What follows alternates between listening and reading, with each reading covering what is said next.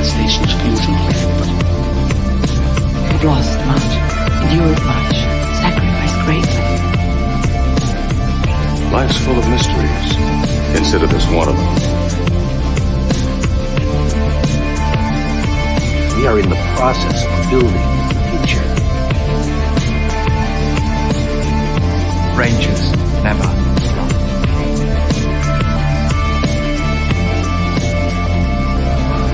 If you go to Zahar, you will die.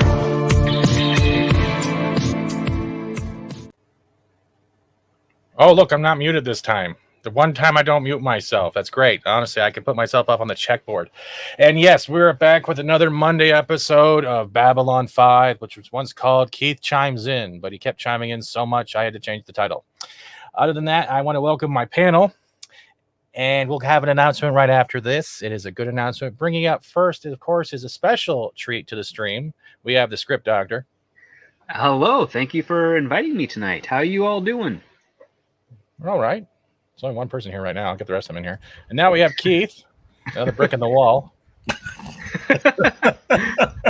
After these messages, we'll be right back. And I love that. He will be right back. See? And of course, we have the Rowan Ginger Raven. Hi.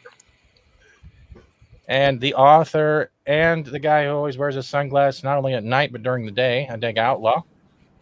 Howdy. And that's with a capital D. Yeah. Wow. We just went there already. And of course, we have the man who is always shouting, Monkey Jeebus.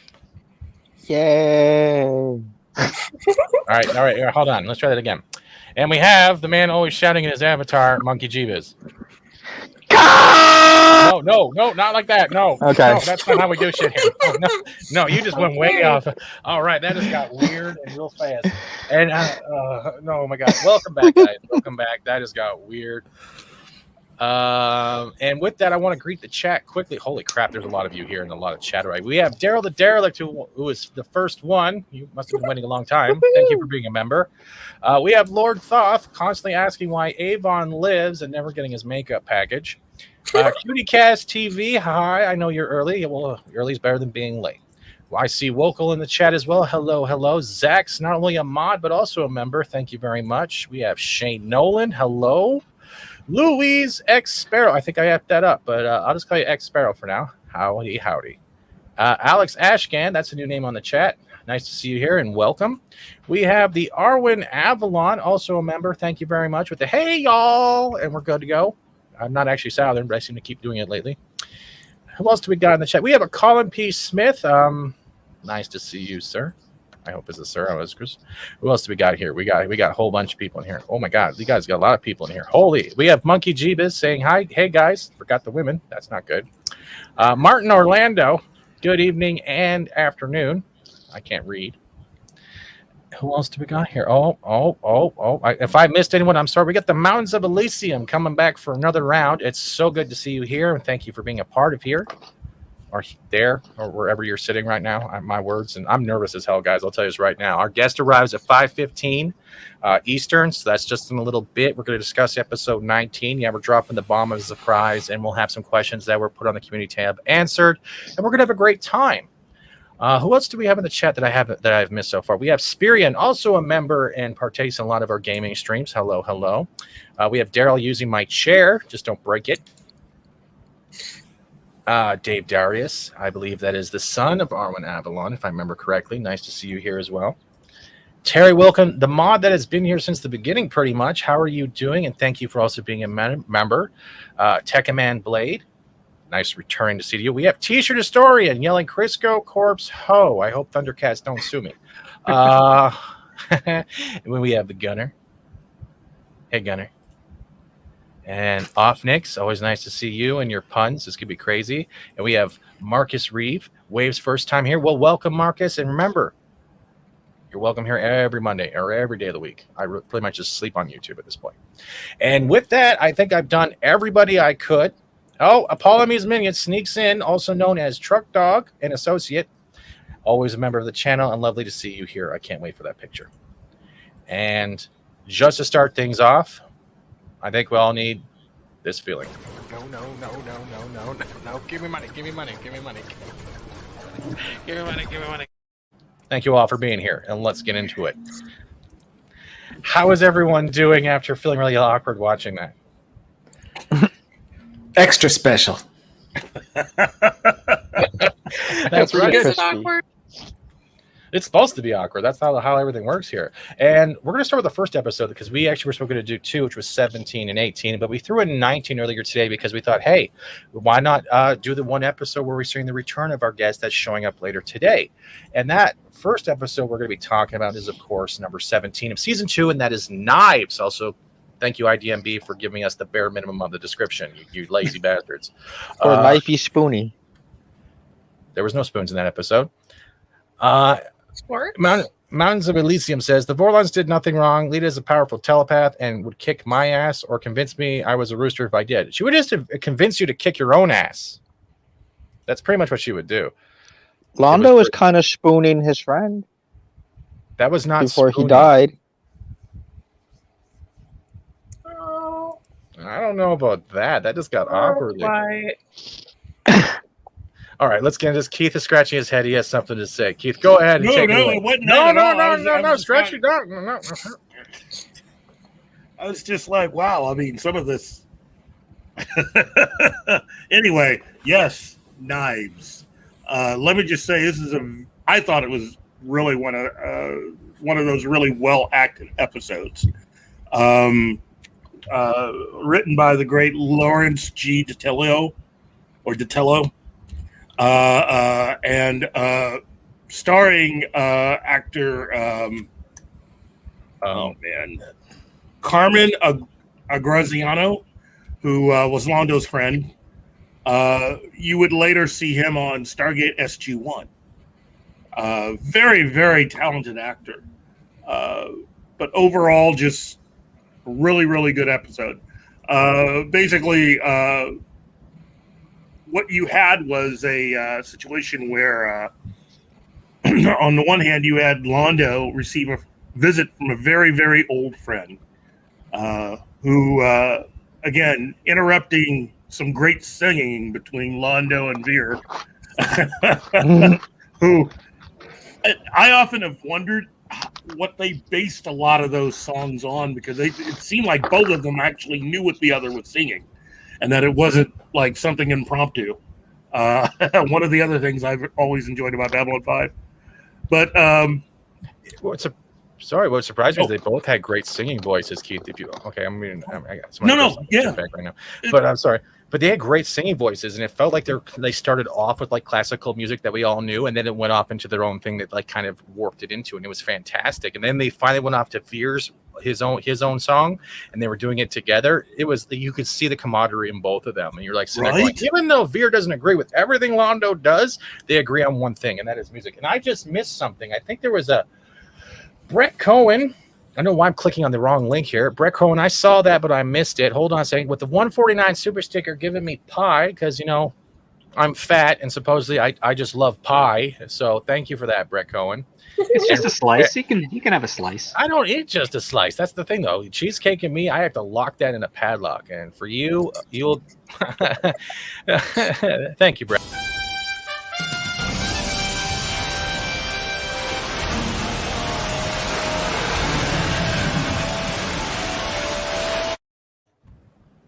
Getting back to the story, they were great singers, honestly, both of them, and it felt kind of like, even though everything that's going down with Centauri and everything, that Londo's starting to realize that the people he calls friends or allies are the ones in the biggest jeopardy with the way the government is moving down within the shadow movements and the backstabbing and such. Yes. A lot of what Urza has to say pretty much matches what anyone would think who actually knew what the Emperor had been thinking.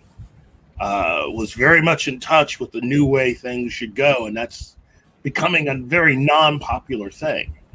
And then to sort of balance that part of the story out, you have the whole Sheridan, Curious John, and Sector 10, and Gray Sector 10, and his ghost story.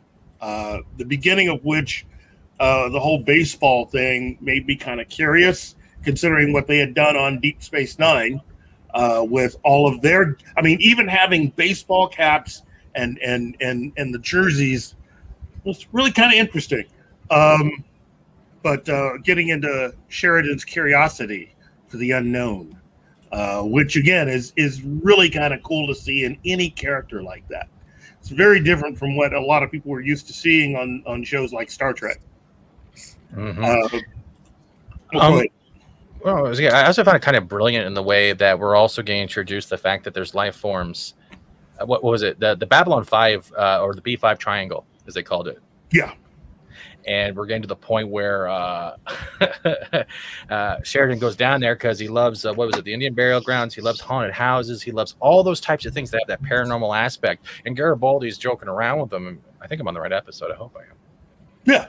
All right, good. I can't remember because I just watched 3 in a row twice, and they're all blended together. But and Garibaldi's like teasing him, and he's like, "What? You go alone? That's part of the fun." I'm like, "That's right. That's right. If you can't go into a haunted house alone, you shouldn't be there." Go on. You've gone to a haunted house alone? Yeah, it's called my kitchen when it's empty of food. They had a haunted house. Well, it still exists, but they fixed it up now. It's like completely like renovated now.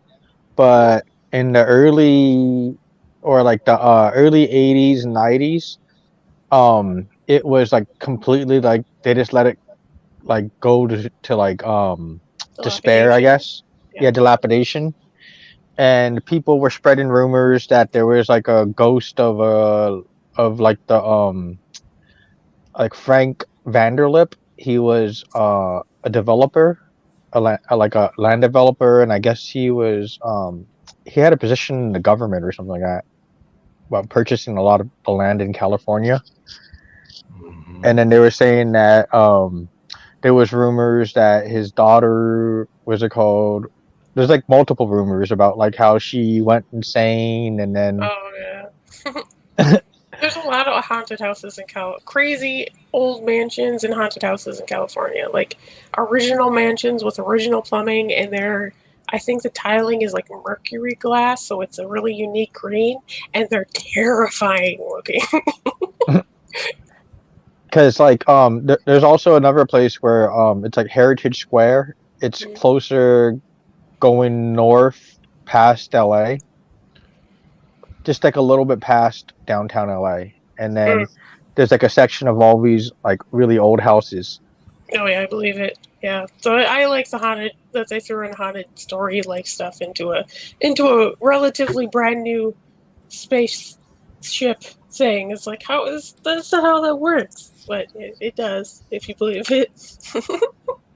It's like I try to use logic in a lot of things, but then sometimes there's just things that like you really can't explain, because like I could sense movement sometimes, and like there's like nothing there, and I'm like going, huh? Mm-hmm. And if it was a giant thing that's essentially recycling air and breathing itself, you're probably going to experience that a lot in areas that are for storage. Yeah. Other than that, no, that's good. That's good. The haunted houses are awesome. We actually might have to talk about those things. But with knives in general, we're seeing. Well, sorry, Keith, I cut you off. No. Go ahead. No. You go in, man. Because honestly, like I need to grift. Okay. Basically, we have the scene where Sheridan goes back to his place to sleep and ends up seeing this creature that attempts to attack him, and it forces Sheridan to pull out his weapon, and fire, and basically hitting nothing. But with Garibaldi having walked nearby to come in and see what was wrong with the captain, and both of them realizing that there was probably nothing there. Well, the thing, we're forgetting one point. He went down to that sector, also known as the Babylon 5, or the B5 triangle, and he was actually inhabited by a creature that is undetectable by not only Dr. Franklin, but the whole medical staff in general and all their equipment and it is showing him images, and it's coming across, first of all, the way it's presented in the episode, like he's being haunted, like he's being tortured, but it's not. He's trying to use if we're going to put this in relation, it's the Darmok and Jalad episode with TNG, where it's like with trying to arms communicate. open. It's like, but instead of using actual words, it's using imagery to pass on, and emotion to pass on the effect of those of what they're trying to say. It's actually trying to communicate, but it's doing it through a different way than this Sheridan does. They're different type of. I guess it's a different type of plane when it comes to it. Yeah. And again, this is one of those examples of how Babylon 5 was so different than a lot of other shows in attempting to tell this type of story this way. You then switch back to Londo's situation and finding out that his friend is in much more dire straits than even he knew after contacting the homeworld and finding out that his friend is indeed been branded a traitor. And this eventually leads to a situation where his friend challenges Londo to a duel to the death. And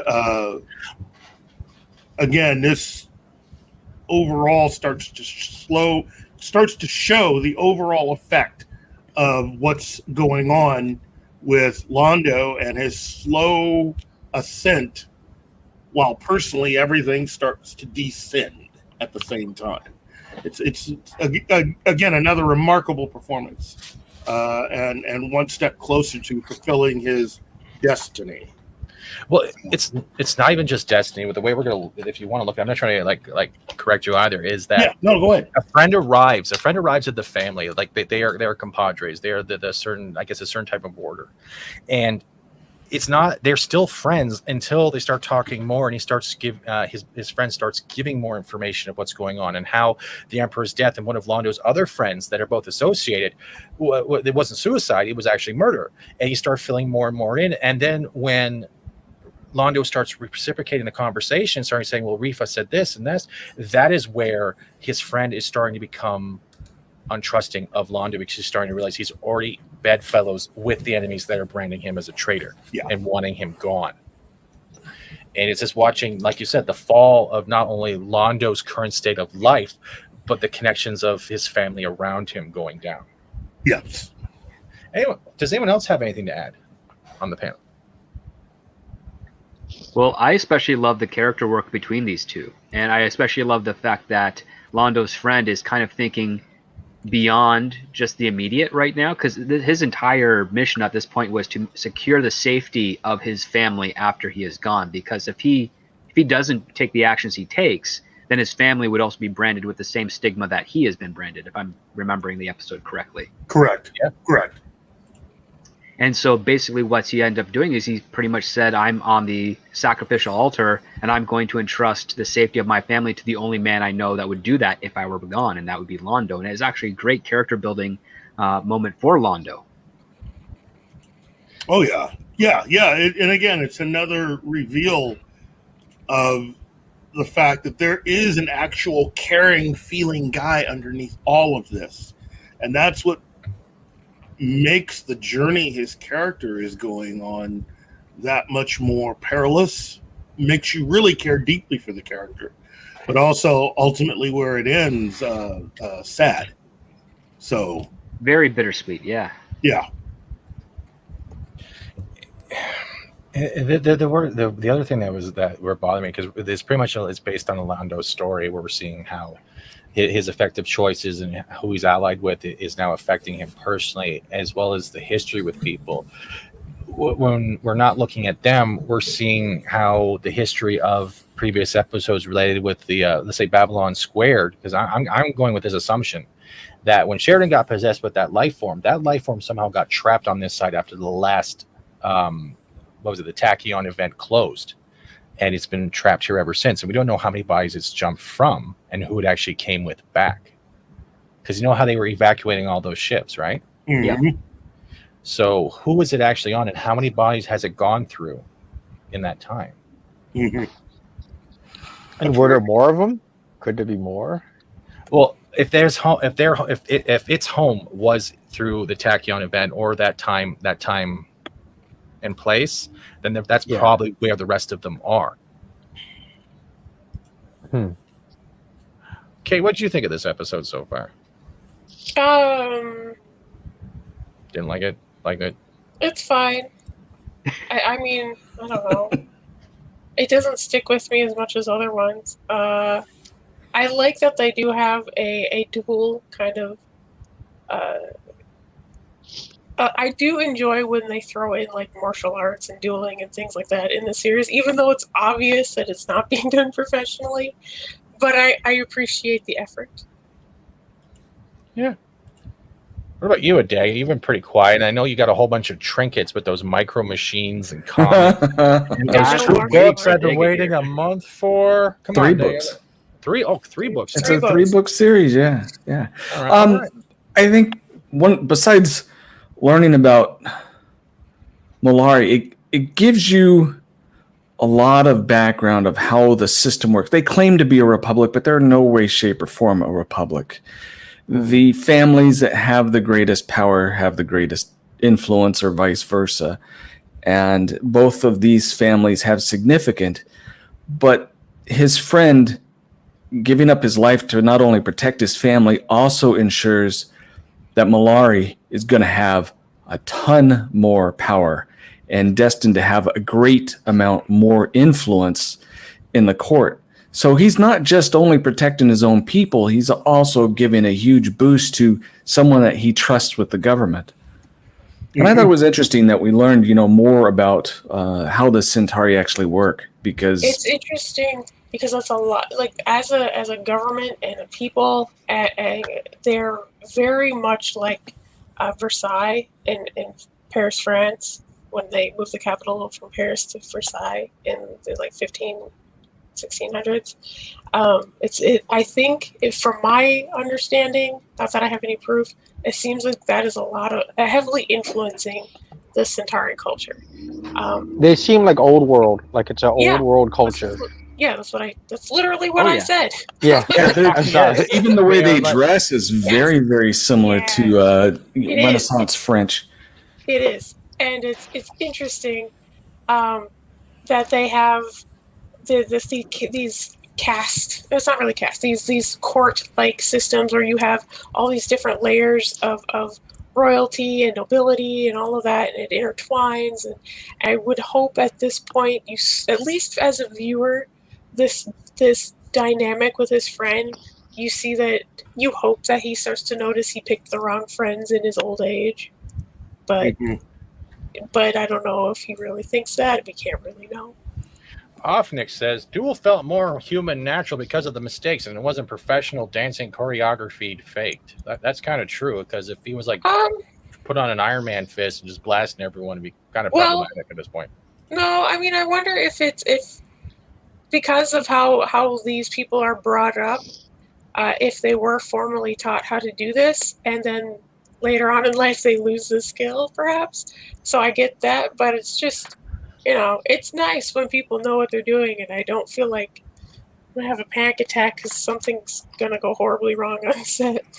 Well, one thing that I've noticed with fencing experts is that the older they get, the fewer moves they do, because it's all about conserving their strength and trying to get the kill as quickly as possible. So, I don't know if that was quite applied in this situation. I think they're just trying to have a little bit more fun with it. But no, I get that point of view. That was one thing I did like about the actual duel. Because I don't know anything about fencing, hand-to-hand stuff I do, but the fencing. The battle went on, and you could tell it wasn't quick. They got tired before it was determined time to end it, so to speak. It was a total setup. He had to make it look real, so Mollari would actually do it. And I thought that was a cool aspect. It wasn't one of these normal fights that you see on TV. It's boom, boom. You hit them once, and they go flying across the room, and they're unconscious, which usually isn't the case unless you catch their jaw just right. Right. You could blood choke them fast. But. Vocal says, I still wonder how a Centauri achieved this level of tech and got lazy to leave it alone when they saw other new aliens arise to power like humans. Well, literally, when they first met the humans, they tried to say they were distant relatives and lied to them for what, like a few while till they got a sample of their DNA. Like, yeah, there's like, it's like they were Centauri in the way are kind of like the Ferengi in a way. Yeah, kind of. Yeah, total party animals though. Yeah, because they started claiming that they had developed playing cards, that was Centauri. There's several other things that they absorbed from other cultures and said, yeah, this has all been ours all along. But cut my wrists, Garibaldi. Cut my wrists. See if I tell no lie. I'm like, Londo, your arteries aren't in your wrists. You have major arteries in your wrists.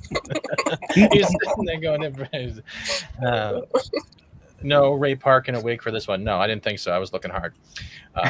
Oh, my God. And we have a new member. Roger H. has joined at the grifter level. Well, first of all, Roger, you get something special before we do the actual super chat for you.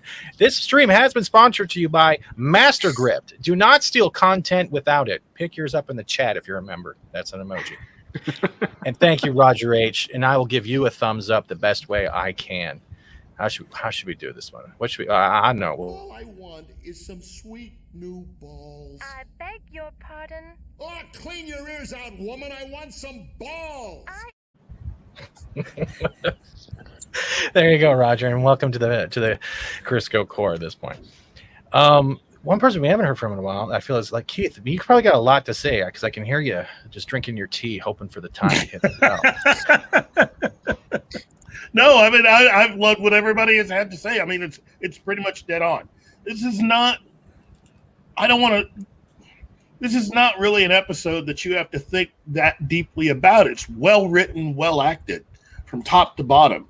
As far as the whole section of it with Londo, as far as the Sheridan stuff, I think of it more or less like something that is.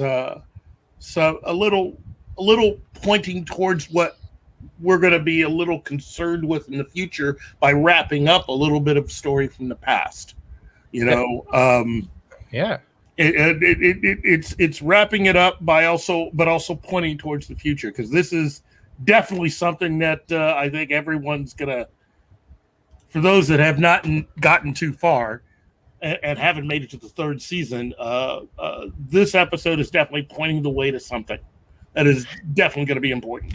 And for those that have actually been with us since the beginning, when we were just starting this up, trying to get our niche going and stuff, this episode, as much as it seems like a little bit all over the place, it's connecting Sheridan to what happened with Babylon Squared without actually being in the Babylon Square. Mm-hmm. We haven't reached that point, but this life form is like a layer with the nod that something's coming. We're seeing Londo's choices being affected, but we're also seeing. I don't want to spoil it.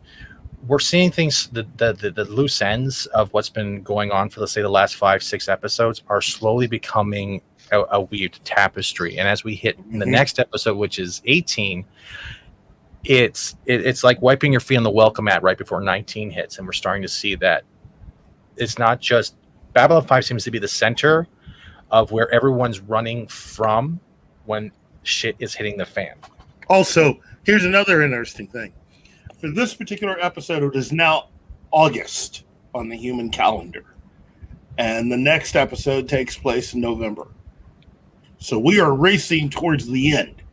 Those again, as we've explained before, the thing about Babylon 5 is that the way their seasons run, the first episode of every season happens in January, and the end of every season happens in December, usually close to or around about New Year's. Okay, so as we hit November, we're basically on course and on track to hit the end of the season. So that's coming up. Now, does anyone else have anything to add about this? This image, it reminds me that you should never eat gas station sushi. Why are you eating gas station sushi, first of all? Like, you're even making my avatar look sick. Heck, you're lucky if it comes out of that end of you.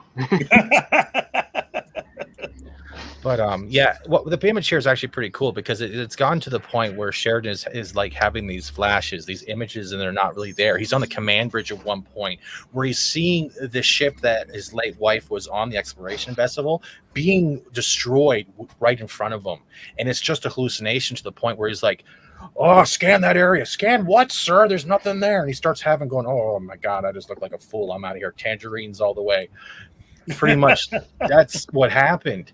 But he's starting to figure things out that the emotions attached to the imagery, this life form that he doesn't know is in him yet, is giving him, is that it's terrified. It wants to go home. It's trying to give a way out. And eventually he gets to the point where he has to get his own Star Fury and go out there. And Garibaldi's like, "Where's the captain?" "Oh, he just took off." "Okay, I'm going after him." And then we're reaching this point where you're seeing the life form leave him because he's heading to Sector 4? Sector 14. Sector 14, and that's pretty much the Tachyon zone. That is where Babylon 4 disappeared. That is where the temporal event took place. Not only once, but twice. Mm-hmm. And that's I don't think the alien was wearing tights, but I could be mistaken. like nylons and shit, you know. He is sucking souls like Shang Tsung. It's actually leaving him, man. It's like, what if you go through the portal and it's like the shock treatment universe? Ooh. I don't know what that means. Not good. No, Shock Treatment, that was the unofficial sequel to Rocky Horror Picture Show. Oh, right. Oh my I haven't God. seen that in a long time. Yeah, a lot of people never ended up. I mean, I've maybe seen that movie twice. Maybe. Yeah, I've seen it about 2 or 3 times. It's not as well loved and well. It's disturbing. Yeah, it's very different. It's supposed to be the same characters. Some of them are. Some of them are. Like it's a lot of the Grease same 2. actors, but some of them are playing different parts. Yeah. But it's meant to really be within that same universe. Mhm. And it's different. It is a much different experience. They have different I just actors think playing the it's main like- characters, but the main characters are supposed to be Janet and what's his name from Rocky Horror? Oh, Brad and Janet. Yeah, they're supposed to be. They had the 2 characters as the main characters again, Mhm. but different actors. Yeah, different actors playing those parts. That's weird. I've never seen that. I've only seen like the play and then the original. Well, that's because, at the time when the first movie came out, they weren't exactly. I mean, the movie did not do that well. Oh, I know. Box office I know. wise. So it was kind of hard to get the actors from the first film to be in it. Mhm. So I they can had, imagine. they had to go out and hire. I mean, it's kind of like when they did Grease 2. Yes. You yeah, know? I've seen parts of that and like, nope, right out of there. Sorry, this sorry, is I my nylons. Sorry. Oh, okay.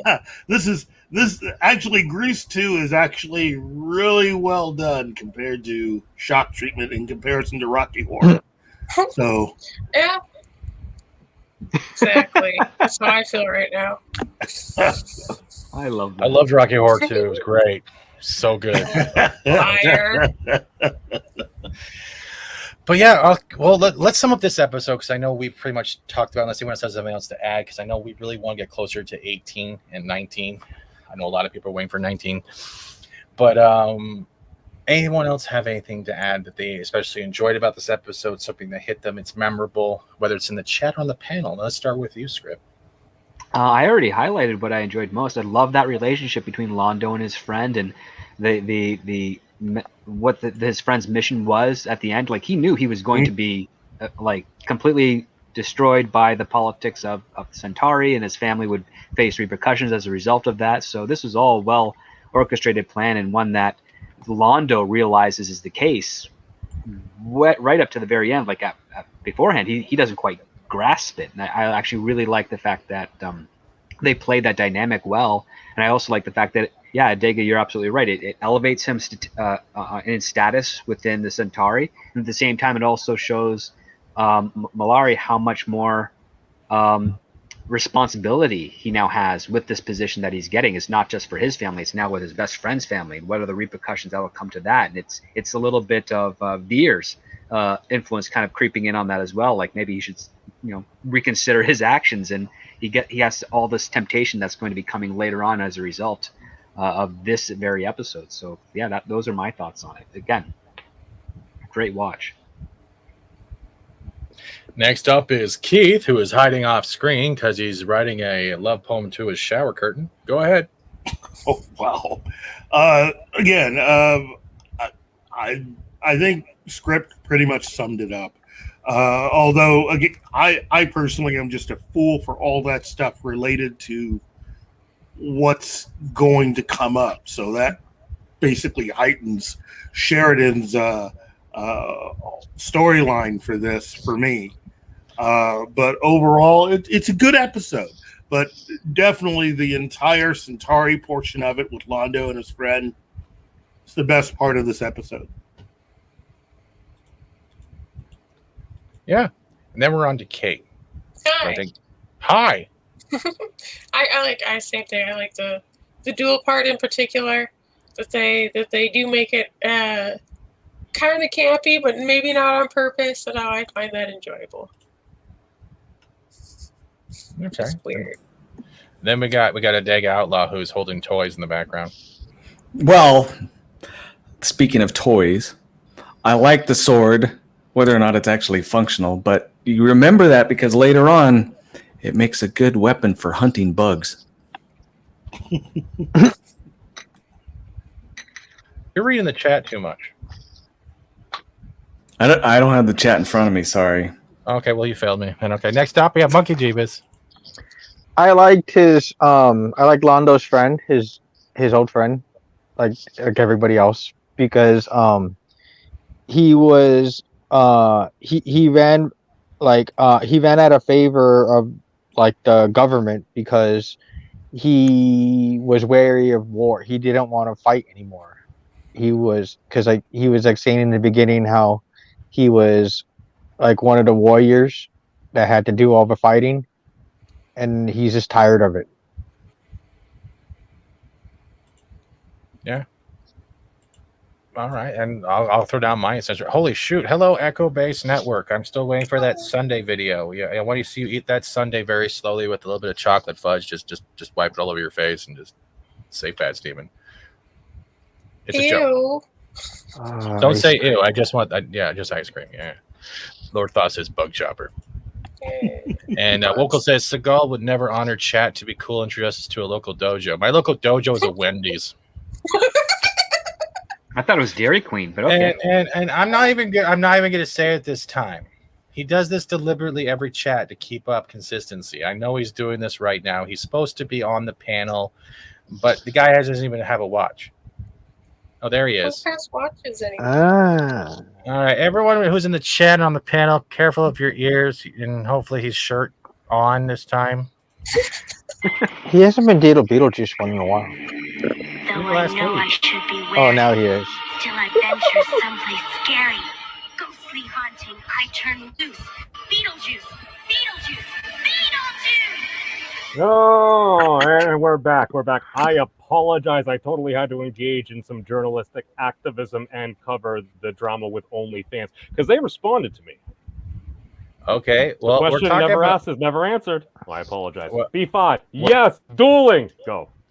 I mean, we're about to end out with this one, so we need to. Oh wait, we need to get your thoughts on this episode before we go to 18 because we're getting to that time. Memes is always lost at this point, and he's late. We're gonna buy him a watch. If anyone has a watch, and if Memes has a PO box, everyone just send him a watch.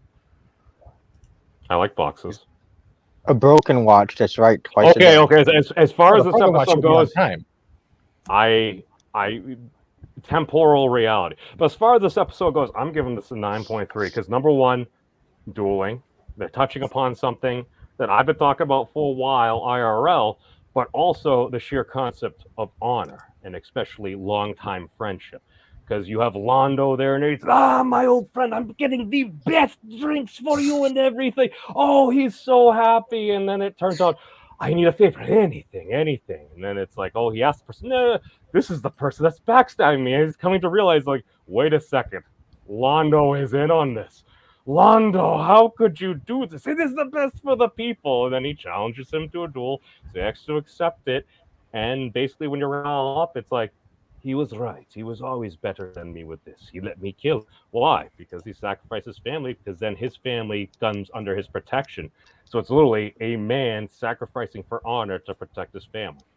Totally love this episode. Naughty Monkey automatically says, I thought the head of Chris Court was a Denny's at a 24. I'm not reading the rest of that. You know, There's 24-hour trucks. I don't know. No, they're only allowed like 14 hours. I know.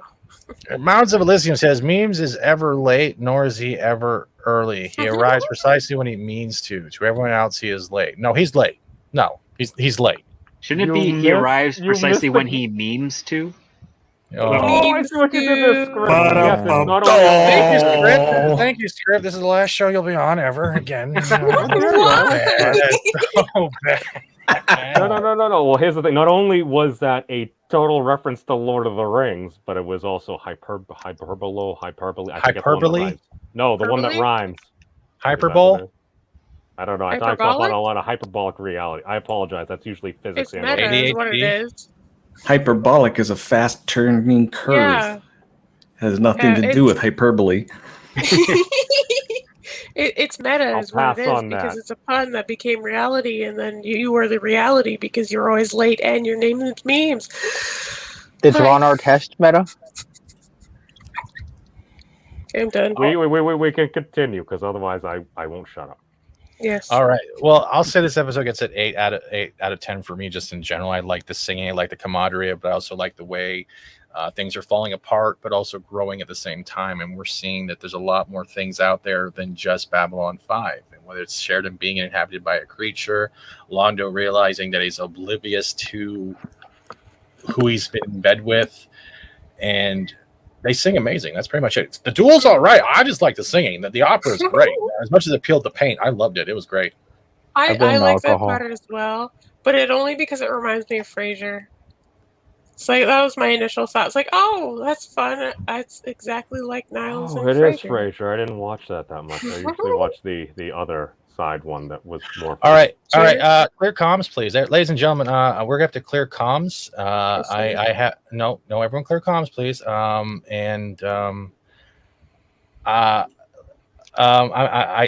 wow, she looks very pretty. Ladies and gentlemen, our guest has arrived, and I made something special for her. And ladies and gentlemen, here we go. Word confirmed. Authorizations confirmed. Stand by.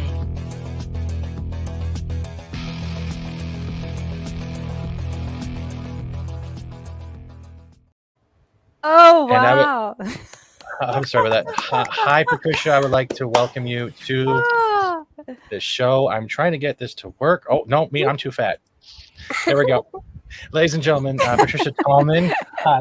I was working on that all day for you. Thank you for joining us That was so cool. Thank you so much. Hello. Thank you for joining us. Can I have a Thank copy you. of that? I want to use it for every convention I ever go to now. I will definitely send it for you if you want it. I was working on that. Yeah. Great. I want to say thank you for accepting actually replying to the Twitter, first of all, because I was doing that as random and like it blew me away. These guys can all agree. I was freaking out going, she said yes. That women don't say yes to me. They usually just mace and run. Sorry, awkward joke. Good to know. It's good to know. Let's put that on the list. Answered. Okay. Now, I would like to introduce the panel. First of all, of course, I am Fat Steven, a parody of Fat Steven Seagal. We have Keith from Pop Culture Minefield. We have Means of Destruction, who is never early, always late. We have the Adega Outlaw, the author, and the genius. We have Kate, the Rowan Ginger Raven, the designer. We have Monkey Jeebus, always screaming in his avatar. And, of course, we have the anonymous script doctor. Of course. Sorry. I gave you a title for everything. Of course we have that. I'm sorry. This is new for me. I've never had someone actually like this before doing an interview like this. But my chat is fantastic to see you. They're all saying, welcome, Patricia. They're all like giving you eyes and everything. And I just want to say thank you for giving us your time today. Oh, my pleasure. And I'm My sorry, I don't pleasure. know time zones. I'm sorry, very sorry, I don't know time zones. There are apps for that, you know. It requires. It's okay. We forgive him. He's Canadian. I Explains apologize for my everything racism. right there. You should never come back now, Canadian. Canadian racism. Okay. Yeah. That's a thing. Shit. It's all good, but thank you so much. And I wanted to ask a first question is like, actually, there's actually a question I want to get through from the chat, and I know you probably get asked a lot of the same questions, but it was like, this comes from Tweaky Kid. They asked, what was it like coming back to B5 after Andrea left? I was really nervous. I had had a baby, and this is a great way to start off our conversation. But I was breastfeeding my son, so I had to maintain that flow, which means I had to pump in my dressing room, and I am on the set, and of course they give me this just pages of exposition to explain where the hell Lyta has been for the past year, right? And I had so much work to do. And all the cast, they were just gorgeous and delightful, almost all of whom were new to me. And it's Bruce, Claudia was new, Rick was new, Jerry I had known, unfortunately. And and so I show up on set, and we're all really big, tall people, which was very unusual. This was a tall cast. They talk about that when they're building the sets and lighting the set, that everybody was, 5'9" and over, and the men were generally around 6'2". So we were just this sort of very, very Nordic kind of tall cast of giants. And I was nervous as hell with all this dialogue that I had to, and then I would say, I would go on, and Lyta was blah, blah, blah, blah, blah, blah, blah, blah, blah, for like a paragraph.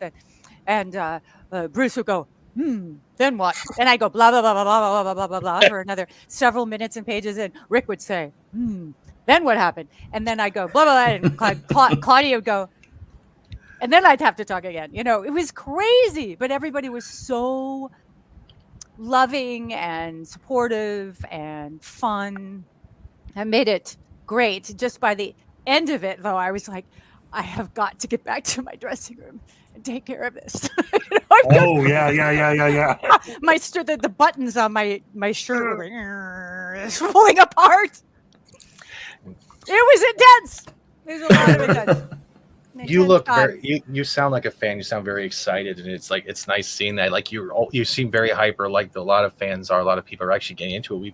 A lot of people are actually new viewers here, and they're seeing you as Lyta for the first time. You've been Barbara on the remake for 1990, the Night of the Living Dead. Thank God I said it right instead of The Walking Dead, like I did last week. Oh no! You've been all over the place, but out of everything you've done so far, what has been your favorite either role or part, or you also did stunt work? Oh wow, yeah, there were a lot of stunts. My favorite. Well, what I loved doing Night of the Living Dead was that I got to be, I said this recently too. I got to be an action hero kind of thing. I got to be like the normal person who moves through an extraordinary event and then kicks ass. That was so great to be able to do that. And I was working with mostly the crew were friends of mine. So that was very special, being like a part of a family. Tom, director, I'd known him. And George, I had worked with since 1980. I'd done things with. So over the past decade, it was really kind of just outrageously extraordinary situation.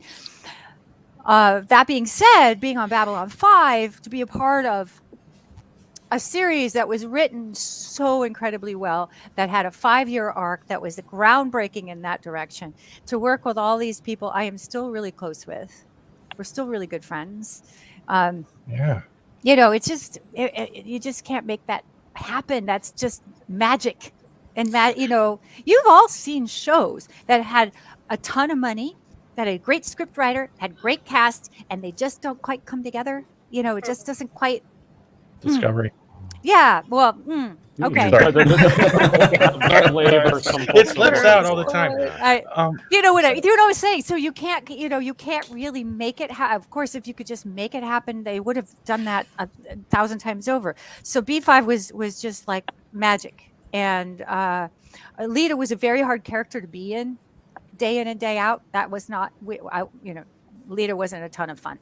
Lyta was a struggle. I mean, her existence, her life was a struggle. She was put upon and treated badly, and had shit happen constantly. Can I say that? You can swear as much as you want. I've been terrified. I was gonna say you can fucking say fucking anything at this point. Can I tell you how many times I've been beeped or shamed for? Okay.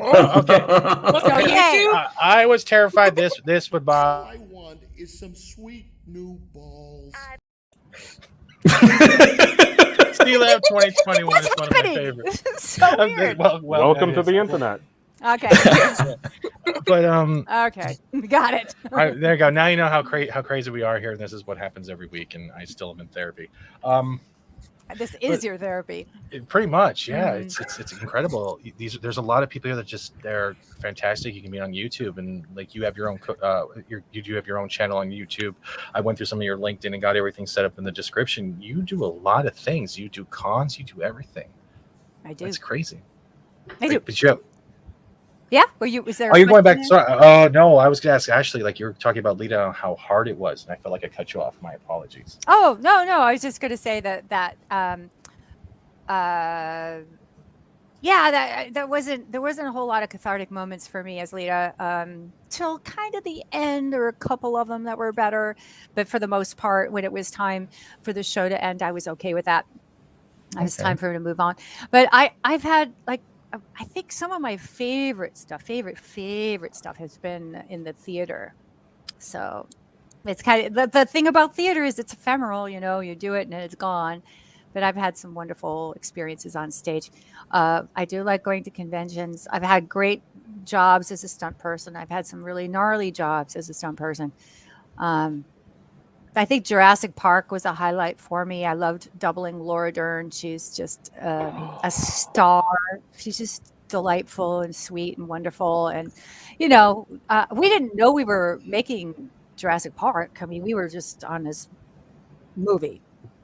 And we didn't see any dinosaurs, they came in later. So when we went to the theater, we were all kind of flabbergasted, like just the same way as Sam Neill and Laura Dern, where they saw those brontosaurus for the first time, just like. Is that a normal thing based upon your experience? Sorry to cut you off, but basically, like if you get a particular job, you don't necessarily know what movie that's for. It's just like there's a job, here's your role. Well, you know what movie it's for, you just don't know what the movie's going to be. Because, like I said, you can have all the money in the world, and the movie could still be a piece of shit. So we knew it was Spielberg, and that's going to be something. But no one had ever seen that before. Think about it. Nobody had seen those kind of effects. They were developed. The music and everything just still rings in my ears because I was like 10, 11, 12 years old in the theater. Always been a dinosaur fan. And it's seared in. Thank you. Right. So it was, but we had a really good time. We had a good time on that shoot. It was hard work, but it was worth it. Yeah. Did I answer your question?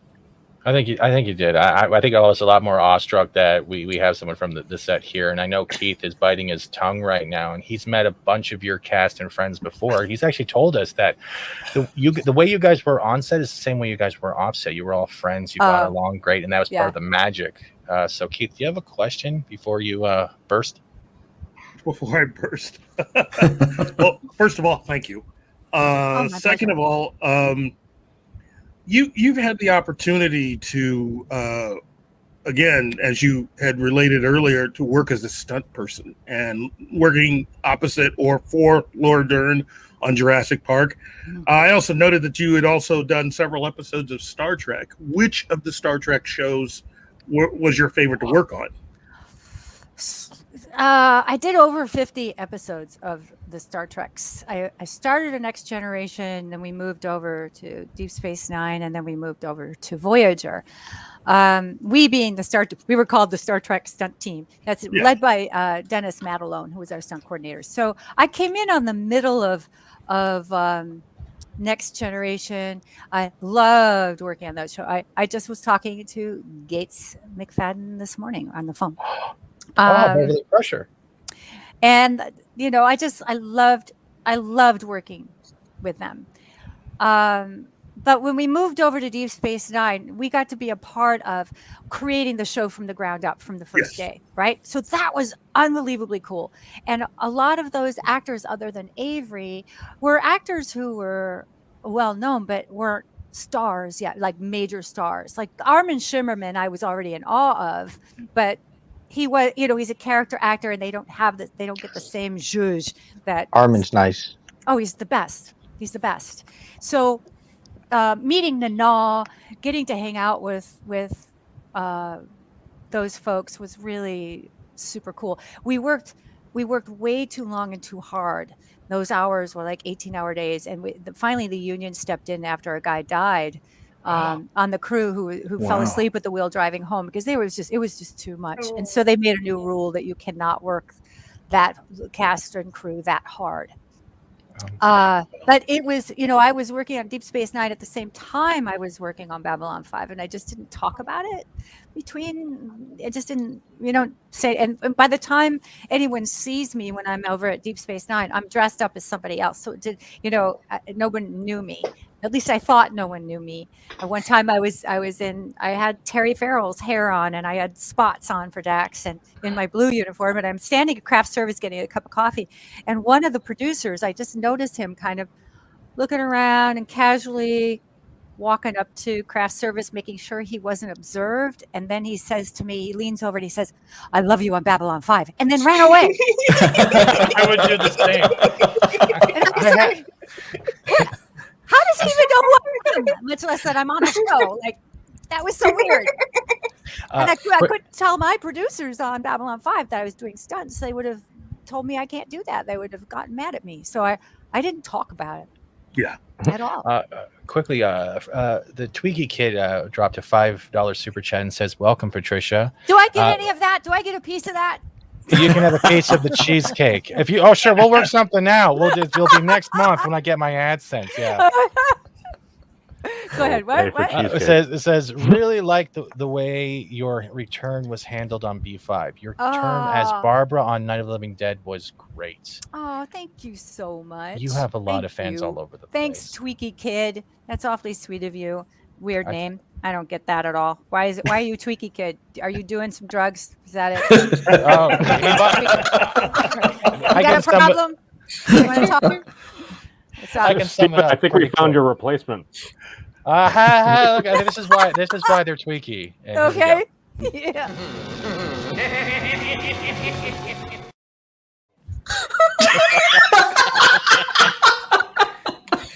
Do I have to see that? Do I have to? Not ever again. That was the pay. I'm sorry, I don't have much money, so that was the pay. Oh my God! That's an actual commercial. That's an actual Don't commercial. traumatize the guest. Yeah, traumatize the guest. Ever again. Don't shake your heads. You all turn on your cameras just to shake your heads at me, and then you go off camera. That's not. I'm so sorry. I'm Canadian. Steven thought he had to give us the warning. I'm Canadian. Now you're gonna pull that card after you get mad. You use it on me all the time. All right. I do not. Do I need to have an intervention with you all? I mean, what's? Yes, please. A few of us. Definitely. We'll schedule that for the next episode. We can call it the Tallman intervention. Everyone's just like, "You're all bad. You're all horrible people. But give me your money." Just cut to the chase. Just give me your money. Arwen Avalon sums it up. Patricia was like, "What the fuck?" Hi, Arwen Avalon. Oh, don't we wish we were?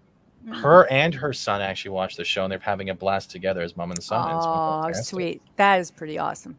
That's pretty awesome. I'll pass it on to Memes. Do you have a question before we go on to Adaga? Or have you already got it?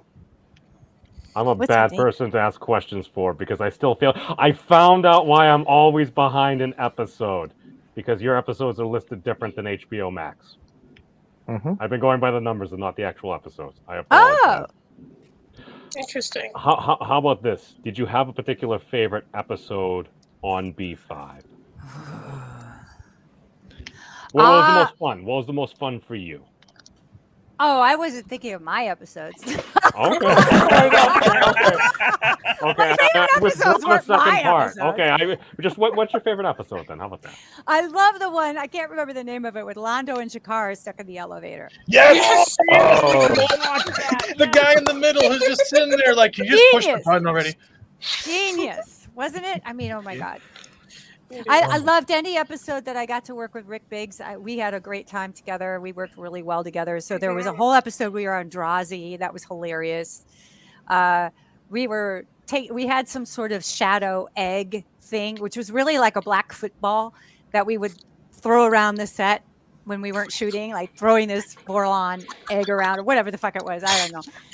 And then we got the three of us. There was one guy named Kim playing. He was so good, Kim Strauss, who played the Drazi, and Rick and I. And we were supposed to be going through the door, like trying to get out the door really fast. And we would jam in the door like the Three Stooges and get stuck and then be hitting each other like, God damn it, Kim. You know, I'm the lady. Let me out first. It was so funny. It was really. Was that intentional, or did that just kind of happen? No, that just happened. I wish there were outtakes, but back in those days, it was so expensive to process film. You know, so you didn't. It's not like nowadays where it doesn't cost anything. It's just space on a hard drive. But yeah, that was fun. I loved working with Rick. Cool. Thank you. I also had a great time with Jeff Conaway, and he did it. We were doing one of the B5 movies called Third Space, and the film that was coming in short. So Joe Straczynski, who created the show, had to write another 3 minutes to fill out the time of the show, and he gave it to Jeff Conaway as a monologue. So he wrote this scene with Lyta and Zach in an elevator. And my character, Lyta, is completely zoned out, being possessed by Vorlons, right? Oh, yeah. So I'm out of it. I don't really have any dialogue. I have acting, but I don't have dialogue. And Jeff had to memorize overnight 3 minutes of dialogue, which is just pages of material, kids. This is a lot of work. He came in the next morning. He had overnight to do it. He got faxed the scene that night. He had the night to learn it, came in that morning. His first take was word perfect. Perfect. Wow. He got a standing ovation from the crew. I mean, everybody was just like, oh my God, what just happened? And we shot that scene so fast. It was amazing. I love that scene. It's such a great example of his acting skills. Yeah. Oh my God, it is. He pivots a couple of times in there. It's just heartbreaking. He's amazing. Just for you, Patricia, I think I'll throw this on there quickly. Is this the one you're talking about? The guy in the middle is just perfect. He's like, just. Yeah, slight shake of the head there, just like, oh my God, get me out of here. You had a question before we get into our panel's question, and it was from Wokel, who has really buffed out Baby Yoda. Patricia, did you ever have trouble with lines against certain actors? I did have trouble with lines specifically. I mean, kind of dramatically one day. I had to say a line. Let's see if I can remember it. And I'm working with Stephen First and Rick Biggs. And I think this is when they were getting ready to send us to Drazi or something. But I had to say, oh, what the hell? It might even be a tax credit or something like that, because they were trying to talk Lyta into doing this thing. And I couldn't stop saying tax refund. I couldn't stop saying it. Every fucking time I said tax refund, and the whole crew was like, it's credit, because we wanted to break for lunch. We had to get going. We had to, I couldn't figure out what was wrong. And Steven's going, Patty, like, what is? I said, I don't know. And one of our producers, John Copeland, brought visitors down to the set, and he put himself in my eye line and stared at me. He must have heard that I was it was just like, going on and on and on. And he made me so mad that I got the line right. Because he pissed me off so much that he was being such a dick. That I got it right. But it was, and I was walking down the hall after that, just like, and Bruce was walking by and he said, "How you doing?" I said, "Oh my God, I could not get this line out. I mean, we just lost a half an hour because I couldn't get my line out." And he said, "Oh, that's happened to me. You know what? Doug Netter, who is our producer, Doug Netter's desk, bottom left drawer. There, get a shot. Go have one. I'm gonna make them. Go have a nip. You know, kind of thing. That's what I do, kind of thing." Tweaky Kid replies earlier with another $5. Says Tweaky was a robot sidekick on Buck Rogers and one of my favorite characters. Okay, got it. All right. Thank you. Fair Tweaky. enough. Fair enough. I'm sorry you had to spend $5 to get that explanation. Oh my. Here, I'll sum that up. I'm sorry. Has made some bad choices. It's from a show. I'm trying so hard to try the right one, and I'm like, Keith. It's more for Keith. Keith is like, "Why are you doing this to me?" I'm pretty sure that's been on cable too. It's a great show. It's a great show. It's an Adult Swim show, and they parodied an old Hanna-Barbera cartoon, but redid the voices. Mark Estrada actually did the voices of one of them as well. And I'm sorry that you're probably going to fire me permanently from my life online ever again. So, Steven, you're scaring the desk. I'm not scaring the desk. I called it the desk because I'm thinking about booze now. I apologize. That's Babylon 5. Are people really watching this? Right Yeah, now? we have 47 people are watching. You right have now. people that watch this show? Yeah, 47 people every week, including my parents sometimes. It But was like Christmas all over again. Okay. I'm sorry. You never get this on Letterman, right? So we're on. Are we on the YouTubes? Is that where we're on? We are on YouTube. I can put the link in the chat for you as well. But Daga the Outlaw probably has a question as well. What happened? So, you're still here. Okay, good. Yeah, still here. There's three there. Okay, I clicked on the wrong thing. Okay. This one you probably don't get that often, but I did hear you talking about it. Would you have come back and done B5 knowing that they were going to put those black contact lenses on you? Good question. Good question. Okay. All right. So I want to know what you would do if they told you they were going to put contact lenses in your face this big. Oh, seriously, the size of a DVD, and they're sticking those into my face. Okay. As long as I don't have to do it myself, and I can just sit there and try not to panic. They put maybe. two guys on me, two guys holding me down. Okay, yeah. With their knees in my chest, jamming these things into my eyes. And we had our director of photography, John Flynn. He was like, he made sure we were ready, we were rolling, because we had about 20 seconds of me saying my line before tears start flying out of my face. Oh, yeah. Because of these things, and there's nothing I can do about it. Right. These were not made for my eyeballs. They were just, and they're full circle, not tiny little ones, but full circle. So they cover the inner and outer corner of your eye to make them all black like that. And there's a tiny pinprick in the middle, so I could kind of see, but it was horrendous. And the makeup artist is standing by to mop up my face and the tears, and it was crazy. It was crazy. And Joe said, horrible. only one time. We're only going to do it one time. Don't worry, it's just for one time. You could see the red Zent still in her face for that one. All right. I'm just waiting if this would be worse than having, needles, like blood tests. It's much the same. They're putting needles in my eyes. Oh, okay. That must have been a couple years. That must have been a couple years before Buffy, because they had a contact lens guide. I was there especially for just the lenses, so nobody down. They didn't do that on Babylon 5. We had no money. I know. We worked on that. I worked on Babylon 5 too. It was in the warehouse, the hot tub warehouse. Yes. Did they Well, stick see, those that- things in your eyes too? No. Oh.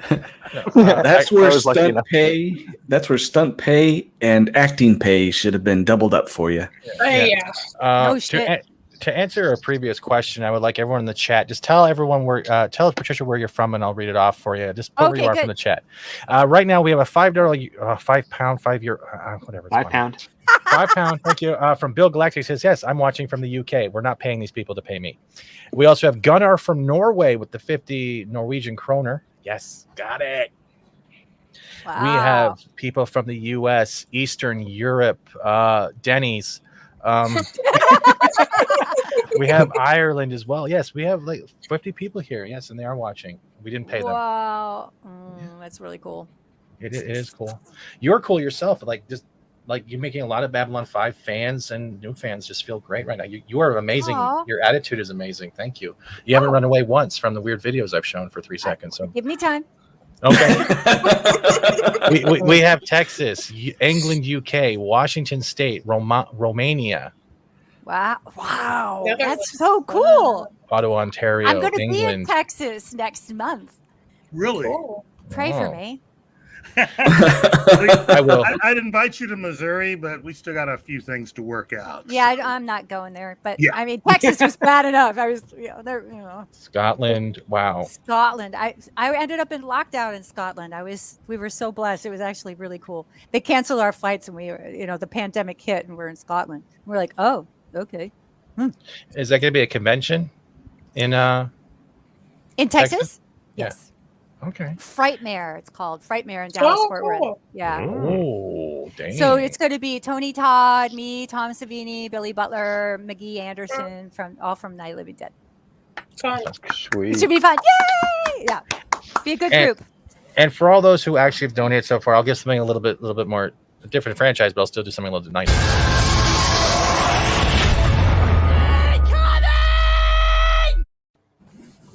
Star Wars. Nothing's good enough. I can't get it right ever. We can literally fire half the panel right here. You're hired. Starting with memes. My heart. I didn't know. Just suddenly. What the way it works, the format, especially if you're doing the shows that they donate, usually we have like little clip videos there saying thank you, like the animations, like as appreciation backwards. So that's what these little clips are. We do it. Stop paying them so they stop doing that. No, don't do that. Keep paying me. That's not really how the internet works. The story of my life. But yeah, Nick's here. Oh, hi, Nick. Are you still talking to yourself like this morning? Oh boy. Okay, we're on to Kate. Kate, did you have a question for Patricia? I do. I have a specific question.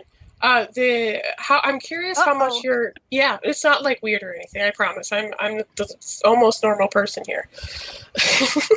It's the particular scene where you take the larger PPG gun out of a case when you and Garibaldi are on your super secret mission. At what point did any of your stunt skills come into play there? Because it seems as though you mimic the recoil very well and in a comedic fashion, like shooting the ceiling. And I had to laugh for 5 minutes because it was just so perfect. Thank you. You're welcome. For noticing. No one ever brought that up before. Really?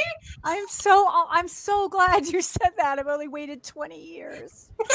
Well, I'm glad I did. I loved that. It was one of the best scenes in general. Appreciate it. Thank you. E. Clay Thompson wants to ask you quickly: did the CGI? Did they CGI the white Vorlon eyes because they tried to give you white contacts and you said no? No, thank God they wanted to do that effect where the eyes stream. So thank God for that. So it was all in one. I didn't have to deal with that. It was great.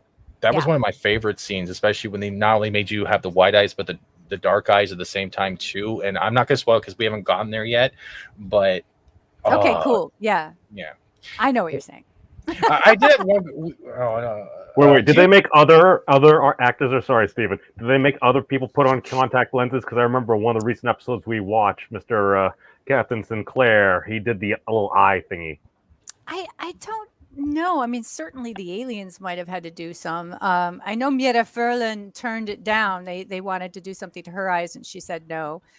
I don't know. I mean, I assume that when you're doing a show with aliens, you're going to be using all kinds of things. Every trick in the book. True. I had one question. Mm-hmm. Did you or anyone on the cast ever try to sneak on the Vorlon suit and just run around with it for a while? Did you guys ever take turns? I am the Vorlon now. I am the Vorlon. How do you see out of this thing? I am the Vorlon. That is so funny. I don't think so because it took 3 people to get you into that suit. It had to be kind of put it on you. It was not easy to get on. And once you were in it, you're completely helpless.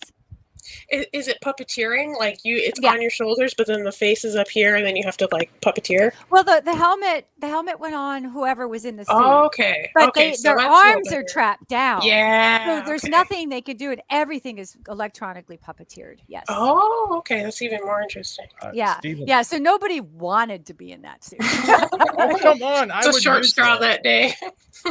Stephen on with the $5 says, "Good afternoon, Patricia. I like the idea of Lyta and G'Kar as a team. Were there ever plans for a spinoff?" Hey, Stephen, that was a really good question. Not that I know of. It's a logical spinoff. Now that will never happen unless it's in animated form or something. But yeah, it would have been a really cool thing to do. Everyone's talked about that. Everyone said, "Oh, we would love to see what would have happened with Lyta G'Kar." I agree. I think that would be really cool. Yeah, it'd be really fun. I really think that Garibaldi and Franklin should have done their own type of chips, but in space. That one scene where they're like, "Well, we just played you off as a married couple," and they just look at each other going, "I want to do you." Yes.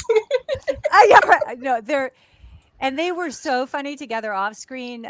Rick had the kind of personality where he just liked to play devil's advocate. He was so smart that he could take any side of any argument. But Jerry was very conservative in his views for the most part. So politically, Rick would end up taking a very liberal stance while Jerry would take the conservative stance, and they would just go at it. And what was so fun is to watch Jerry get all head up and all sweaty, all about it. And Rick is cool as a cucumber because he didn't really care. But he's just there to get Jerry going. I have no idea what that's like. That's a great sibling-like relationship. My little brothers, very much the poker. That's what, and we were like a bunch of siblings. We did all have our role in the family, and I was the responsible one, by the way. So that tells you the level of shit that was going on. I mean, if you started doing this after becoming a new mom or having a second kid, whatever it was, I'm sorry, I forgot. I was a new mom. I only had the new one. mom. Yeah, even more triumphant. You come in like, guys, there's a little human here. Can you please be polite? But you're yelling. I know. I'd be like, I brought Julian to set when he was 2 or maybe 3-ish, and I dressed him up as a little devil because he was. And I gave him candy to hand out on Halloween to the cast and to anybody. So we walked up and down the halls and where the offices were, and then we went out to set, and he was handing. And he told me later in life that he said, I just thought those people looked like that. All those aliens, they just looked like that. They didn't know they were masks or that they were real people. He thought they were real people. He thought Uncle Andreas looked like that. It never occurred to me that he didn't. Mountains of Elysium mentions the show that shall not be named in a question. Says, if Crusade had continued, would you have liked to reprise your role? They asked me to come on for a one-off, and then they were going to kill Lyta off, and so I said no. Thank God. I wasn't going to do. I thought that's not respectful to the 5 years I just spent as this character. You want me to come on to support that storyline? It wasn't even it was like not even a B-line storyline. It was like a D-line storyline, and that Lyta was going to die at the end. I was like, fuck off. Do it yourself. Figure it out. No, I'm not partaking in that, and I didn't. Respect for our franchise. How dare you? It really was wrong. Plus, they offered me terrible money. It was just the whole thing was so disrespectful that I just wouldn't have anything to do with that. Now, we've had a debate right now for a little while, pretty much a joke. And before we get to Monkey Jeebus' question, I wanted to ask: do you see Garibaldi as the Bruce Willis light? Oh yeah. I knew Bruce in New York when we were all starving actors, and he was a bartender, and I would go to where he bartended because it was well known that if you were cute, he would give you free drinks. So we go get free drinks. Bruce Willis before he was anybody. Oh my god! And he was a dick then too. So. But was it like Cheers? I mean, obviously this may have been around the time of Cheers, but did he want to be Sam Malone? Is that his real thing? Was that his thing? I never got to know him. I never got to know well, him. yeah. I'm being flippant, but I'm just good. But yeah, we would get free drinks. But I could definitely see that vibe coming. Yeah, no, he was like, he does try to be cool, but doesn't everybody when you're in your 20s or whatever, everyone's trying to be their thing. Figure it out. But Jerry, in my experience, I mean, with Jerry really was incredibly intelligent, really well informed, well read, had strong opinions, didn't give any fucks. If you were going to go toe to toe with Jerry, just know you're going to be taken to the mat. You're going to have to really have a point of view, be able to get it across, and know he is good. There is no level he will not stoop to to get you. And at the same time, what's so wonderful about that is that he was so completely himself that I felt completely safe with him. Because there was no meanness in him. He was never mean. He might be provoking, and he might try to get a reaction. And nowadays, there are things he would be willing to say that nowadays we would crucify people for. But I always knew that he was well intentioned. Does that make sense? It does. Yeah, it does. I love Jerry. I got along great with Jerry. It's like the youngest brother that won't leave your Lego alone, but keeps pushing your buttons. But doesn't give a fuck. Exactly. He's so like that. And exactly right. He was exactly right. And you just knew you give him attention now or you don't. I can't right now, Jerry. I can't. Lindsay, the cynical geek, says, Patricia, with lovely hearts in the eyes, says, loved your portrayal of Barbara Tom Savini's 90s version of Night of the Living Dead. Thank you, Lindsay. That's really very sweet of you. I appreciate it. That I was really lucky. I was very, very fortunate. The timing of that too is really cool. Of that role. Apollonie's Minion were $10 super chat. Okay, now I'm actually gonna have to pay her, but not doing super chat ever again. I didn't get the memo from the assistant. I didn't know. I'm sorry. Hello, Patricia. It's lovely to see you here on this show. What was your favorite character to work with? Do you can I ask him or her? Apologies. Her. Hi, Apollonie. Do you mean a character like on a show to work with, or on Babylon 5 in particular? I could. Let's see if I could go both ways on that. On Babylon 5, I loved working with Rick Biggs. Like I said, I just only touched briefly with Peter Jurasik and with Stephen First. I had a little more, but I loved working with Andreas. We didn't really work. We had the scene in the gathering at the very beginning, and we had a scene at the end, and I think we really enjoyed each other. We had great chemistry. I would have loved to have been able to do more. Lyta, my character, had this. I was kind of encapsulated. I really didn't get a chance to interact with everybody. I loved working with Mira and with Claudia. Claudia and I actually were punished because we could never be on the set and not laugh. We just cracked each other up so bad that they would ban one or the other of us from the set. Just because we were terrible. So maybe not Claudia, but everybody else. Oh yeah. So anybody, let's see, other shows and stuff. I did love working with Laura Dern. She was extraordinary. So, and Night Riders. Wow, I was so lucky on Night Riders. I just saw Night Riders flash. Who said that? Bobo. Yeah. Bobo Yogi for $5 says, Patricia, I met you on the set of Night Riders in the 80-81-ish. Wow. Moron biker. Gorgeous then, gorgeous now, and just as amazing as always. Thanks for being you. Wow, that goes I'll give you that $5. You can have that one. That was 1980. Can you believe that? It was my first time ever in front of a camera. I think I was 20 years old. Wow. That's a flashback.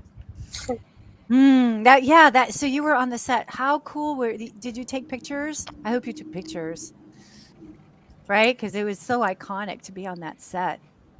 Who knew? Again, you work on these things. You don't know. You have no idea. I think I got it right, and then I think we can actually show it if I got it. And I think this will be a flashback for you. Oh, it's just a pic. There's no sound. Okay, good. Yep. There you go. That's Gary Lottie, Amy Ingersoll, and Ed Harris.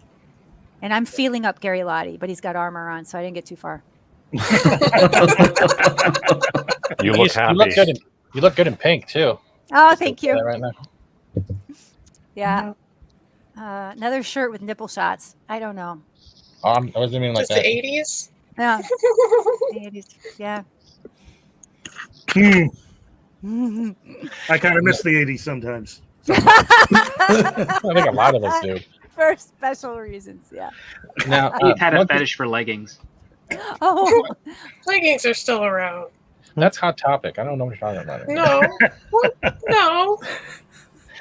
Monkey Athletics. Yeah. Monkey Jeebus, did you have a question before we get the script? Oh yeah.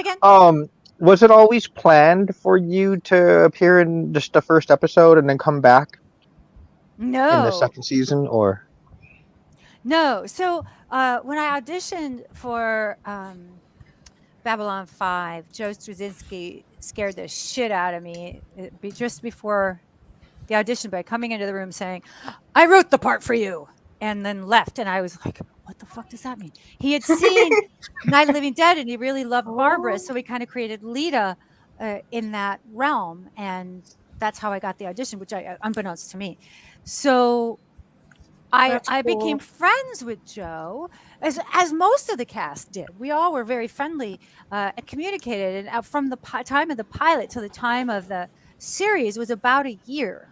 And during that time, we were doing conventions with Joe. We were talking about the show, doing some publicity, and with every intent of being a part of the series. But when the negotiations started, turns out that the one of the suits from Warner Brothers who had okayed the series was someone I had gone to school with. And when I came to Los Angeles, he wanted to date me, but he was married. And it was one of those things, a very Hollywood story. And I was like, no. So he said, okay. And he got me off the show. So making a very long story very short, when Joe was out of the state for those negotiations, and back in those days we didn't have cell phones, and so he comes back and I'm not on the show, and he said, "What? I thought they told me you were asking for this exorbitant amount of money," and I said, "I asked for exactly what I got on the pilot. I didn't even ask for a raise," and he was like, "Holy shit," And so when Andrea Thompson decided that she didn't want to come back, he called me to see if I wanted to come back on the show. And I was like, let me think about it. Yes. I do enjoy how they made that kind of transition, though. They made it worthwhile and interesting. And you can tell that everyone has already been well acquainted in some capacity. Yeah. So, and I'm a first-time viewer. Like, I've not finished the series yet, but yeah. So.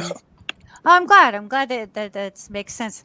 I think Joe's got such a gift for that. I don't know. He's kind of amazing in his writing, in his ability to take the actors that he's got to deal with and then creates characters that incorporate the actors' personalities. I mean, it makes it really seamless. It's remarkable. It sounds a little familiar, Keith. Well, Keith? yeah. What's going on, you guys? What are you talking about? He raves about J. Michael Straczynski. Oh. He has a body pillow. Oh, God. I'm kidding. I don't want to know this. Yeah. I don't want to know this.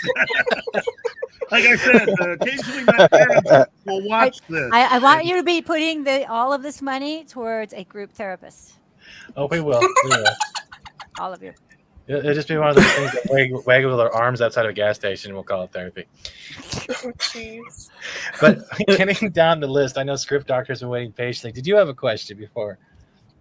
Yeah. Well, I mean, we're well aware that Joe Straczynski was very pragmatic when it came to solving problems with his show and his long-going stuff. But I wanted to know from you as an actor, did you ever encounter situations where he was either not very flexible with accommodating for some of the things that you wanted to do or thought were interesting with your character because he had an overall story he wanted to get done? And then if you had any stories to share about that, because that's one of the things I have as myself as a writer is I get actors that come up to me and say, oh, I think this would be a great idea for my character. And then I have to go talk to the showrunner and be like, is this going to work? And then see that situation. So I'd love to get your angle on that as well with regards to Babylon 5 or anything else you've worked on.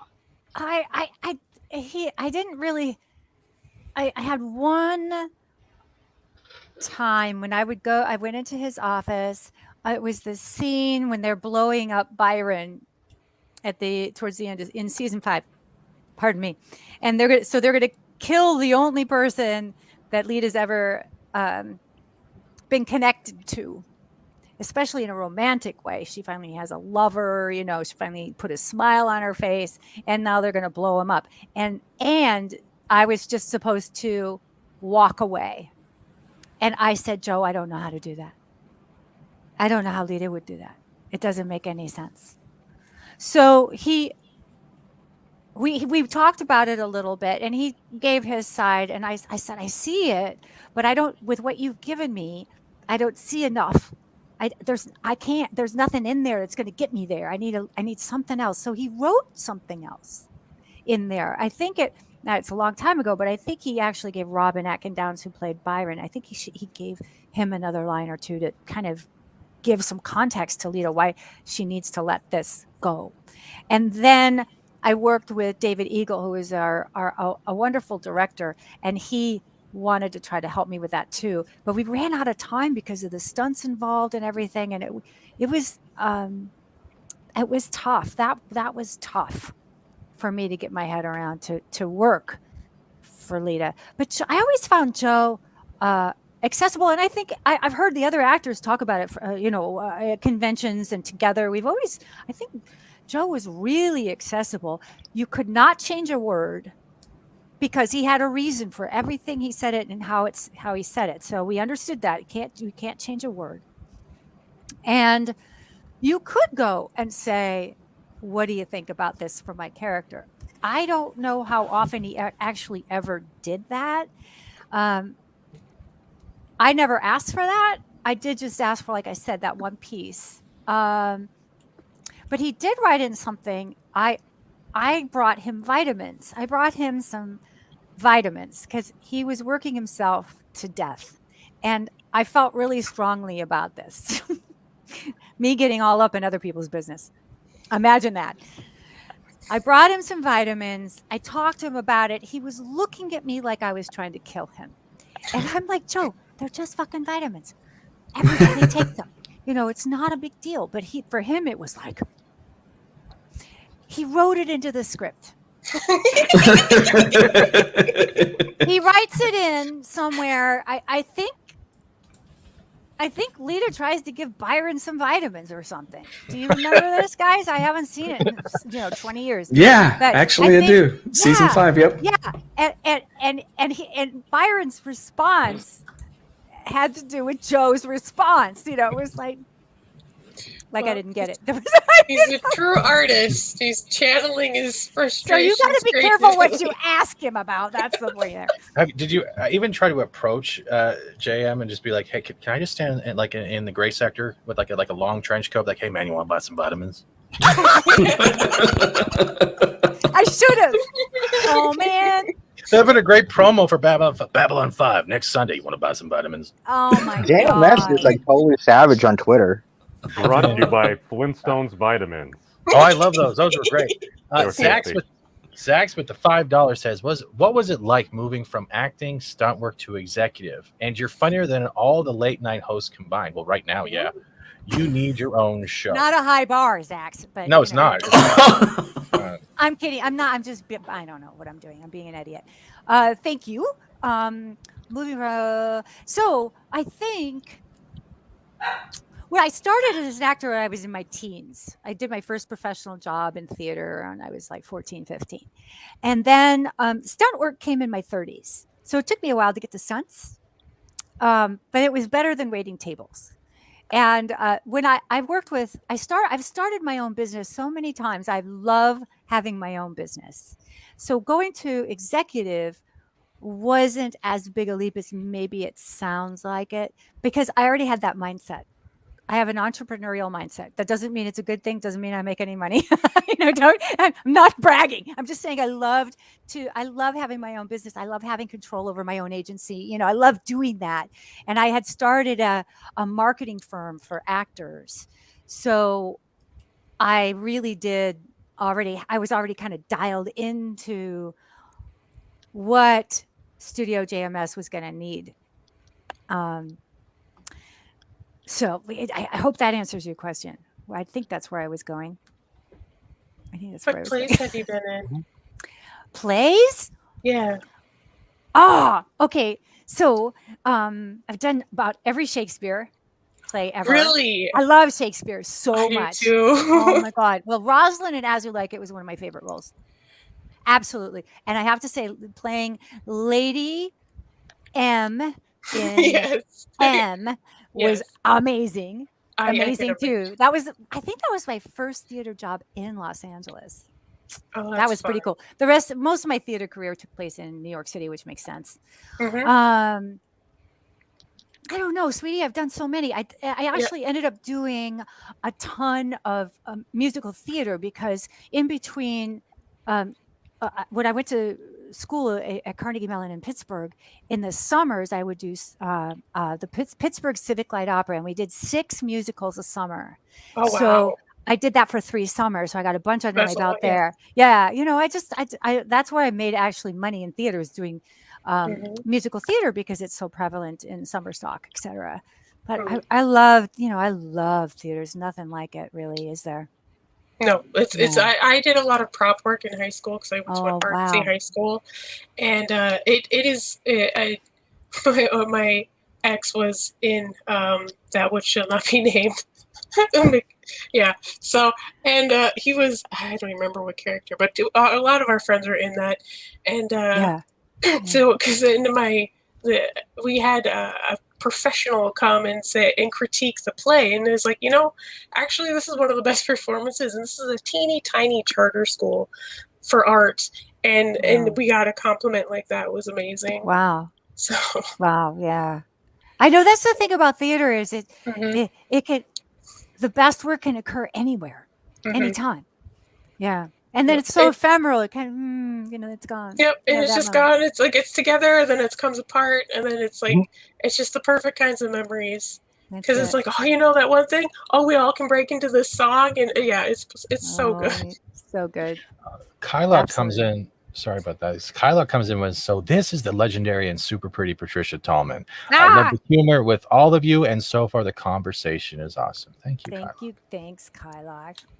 And to Are you follow getting up, paid for that? Did you get paid for that? I don't pay any of them. They pay me to leave them alone. That's why it's only once a week. And the Geiger says Patricia is absolutely gorgeous to boot. Cut it out. Thank you. Can't Okay, I'll stop reading the compliments then. If you don't mind going back to theater, because I saw you light up, and you mentioned earlier about theater too. Once upon a time, I played on stage, but not acting. I did music, and there's a certain feel. Now, in front of a camera and in front of an audience, for people who don't understand, any chance you can tell us how you feel the difference?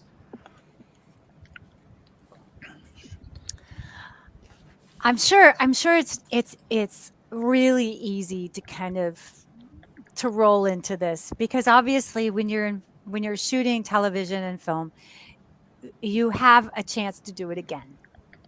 Right? You're breaking bits, you're breaking things into bits, so you can do a chunk at a time, and you can do it again until you get it right. With theater, you don't have any safety net, as they say. It's so in the moment. Right. But the beauty of that, there's so many beautiful things about that. It's that you you get a chance, you ramp up at the top of the play, and the energy of the play carries you through to the end. When you're on stage, you have a live audience with you, and there's an energy exchange. I mean, we're all energetic beings anyway. We're always exchanging energy. But when you've got an audience of people, no matter how big or how small, sharing energy with you, you're the focus of that energy. Holy smokes.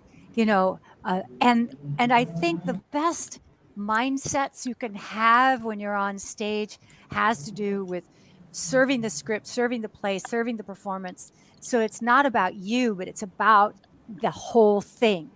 And then it's like you get energy from everybody all around you. If it's just about you, you close off to that. And I think this is kind of metaphor for life too, in a way. That True. If you're supporting the whole thing, it doesn't matter whether you like that actor or you had a fight with this actress. It doesn't matter. In that moment, for those 2 hours of that play, you all are in the same boat and you want it to go well. So it takes on a level that's above and beyond you. It really is magic. So when you're on a set, you may be shooting a master scene. You may be shooting with just another actor, and for that moment you're sharing. But then the camera is on you for your close-up, and then it's all you. It's a different energetic exchange. Doesn't mean it's not profound. In fact, it is very profound, but it's very different. And actors who thrive in one setting or the other and not do as well in the opposite. Does that make sense? So you might have film actors who are really good with that intimacy. It's just me. Because when they step on a stage, they're completely horrified. It's like agoraphobia. It's too much. And there's people that are on stage that that thrive there, that have that heart and soul. And then you put them on a set and they're like, this is fucking awful. Where's the rest of us? Where's the thing? It's just Right. a camera. What's up? Right. Right. So I've seen both happen in both places. I've seen it happen. It does take a mind shift. I think I was lucky because I was trained in theater first. So I think that helped me. So you're one of the ones probably that when the play is done, you have more energy leaving than when you came on. Yeah, you're up all night. Yep. You're up all Exactly. night. I right there. I had one thing I wanted to ask quickly. When you were talking about theater in general, like you could see it in your eyes and your expression. It's like you're almost holding back tears. Like you can see the love of the memory of what you've been through, but it was also like an emotional roller coaster. Is that how it feels at times? Like, because you put not only yourself in there, you're applying yourself to a different self, both on stage as well as while you're training for that stage. I think what you're seeing is, and I do have emotion around this. I have emotion now. You can hear it in my voice. Is that I'm not acting right now. No. I don't have that outlet. I haven't for years. Do you miss it? What do you think? I have to. I asked the question because yeah, I do, and it hasn't been. I'm not doing it because I don't want to do it. I've had to take other focuses for other reasons, and that happens in life. You end up on a path and it takes you in a new place for a while. Yeah, and that's. You can always make choices. I made the choice to do this other thing for a while. So, but I do sense that there may be another way for me to give back and serve. I don't know if it'll be acting or not. I've gotten some inklings that there might be some more acting in my future. But I don't know for sure. Let's hope so. Yeah. We'll see. There's many forks in the road. Yeah. There's many forks in the road. And I tell you, and you guys have probably heard more about what goes on during this Me Too movement. Yeah. You're hearing about what actresses have been through, and actors have been through it too. Actors have been Me Too'd. It's not that it's just only women, but although it's probably a large majority of women. Okay. And it's a tough business to be in, not only for the pressure of that sort of pressure, sexual pressure, but there's also just this discounting of an actor's agency over their own life and their own career. So, for example, and this is very true from when I was working. Things may have shifted a little more now. I'm not aware of that because I'm still here in Hollywood. But for an actor, actors are not allowed to get what we call the breakdowns, which are our job listings. Actors are not fucking allowed by law to receive this. In what business do you know of where the person is not allowed to see a job's wanted list? None. Right? Actors are treated like Wait, what? children. I know. By law, we did get the breakdowns, and it was always illegally. We would get them. We would share them. We would, pay exorbitant amounts of money under the table to get access to this shit. It was crazy. Actors have a really hard time getting an audition unless you have an agent. The agent it's like a lottery. The agent's trying to get the actor in for the audition, but if the actor isn't of a certain ilk, it's really hard to even get a toe in the door. It's like the whole business is set up to take the power away from the actors. So I finally got really exhausted with battling all of these barriers that are set up. And having my career mean nothing. All the things I'd done, all of my resume wasn't making a difference in getting me in the door or getting me another job. And I mean, there comes a point where you get chances to decide, is this acceptable? I'm getting into midlife. I have nothing in savings. I'm living in a way that just makes no sense to me anymore. So I did start my own businesses. I was in those fields for trying different things while I was still acting. And then, I ran a studio for a while. The misogyny in that situation was astounding. Again, just having no power. And I'm watching people who are level writers and actors scrambling for jobs. And I thought, oh my God. When I got to that level and I was there seeing that was a game changer for me. I said, I don't want to do this anymore. I don't want to live like this. It's not working out for me. So I've had to make some choices, and it came with a big emotional toll. Around 2013, I think it was 2012, 2013. Yeah, really hit bottom. But the good thing about hitting bottom is there's no other place to go but up. And that's absolutely true. You gotta have low It's absolutely true. Through all this and what you've described right now, is it okay to ask though? Sure. Are you still happy or find good moments of happiness? Oh my God, my life is so good now. I'm making great money. I have a fiance that I never thought I'd have a soulmate. I just didn't think that was part of my deal, and it's better than I ever could have imagined. We're planning things that have me so thrilled about, and I can't wait to share that with you guys when it comes time. Which in this next year, there's going to be some big changes, and I cannot wait. It's going to be amazing. There's one thing I actually wanted to say with you. I know you said like through all your hard work and all of your acting resume in general that it's given nothing. At the same time, I would like to kind of play devil's advocate. In a way, you've given something to at least 55 people here, including our panel, that have been with you through your adventures, whether you're doing stunt work, you're playing Lyta, you're Night of the Living Dead, you're Night Riders. You are still giving hope that anyone can get somewhere, and you're still being a role model. Oh, thank you so much. That's very thank you. profound to me. I really appreciate it. I've been thinking about that a lot lately. I'm not sure why, but I think it has to do with being grateful,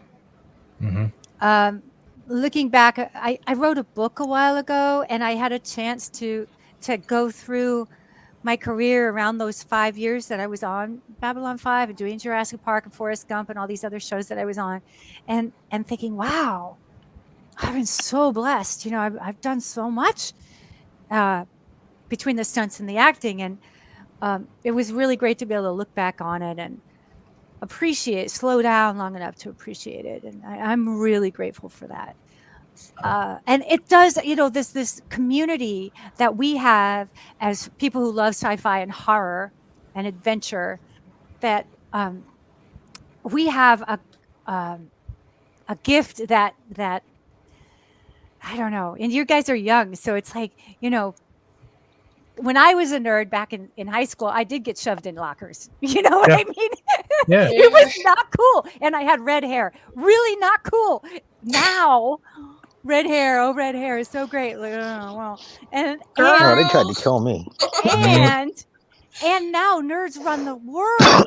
You know, they want us. They're producing all this product just for us. You know, it's so crazy to see how that's all flipped around. So I don't know And where my so life's going quickly. exactly, but yeah. It's because I went to an art school for a reason, because my junior high experience was that experience exactly, and my parents was like, nope, you're going to this thing over here because reasons. Yeah, right. And it was a great reason. It was I'm so grateful, and I have amazing friends from that school. And Oh, can I just say something real quick? I really appreciate you putting the link in there, but don't buy it from Amazon because it'll say the price is I $250. apologize. Not Oh. a problem. You didn't know. So You can delete that memes. Okay. You can buy my book if you are interested. You can just go to b5events.com. And I'm signing the books at home and sending them from home during COVID because I can. Eventually it will be on Amazon, but I won't be able to sign it. It'll just go out from Amazon. So right now I'm selling it myself.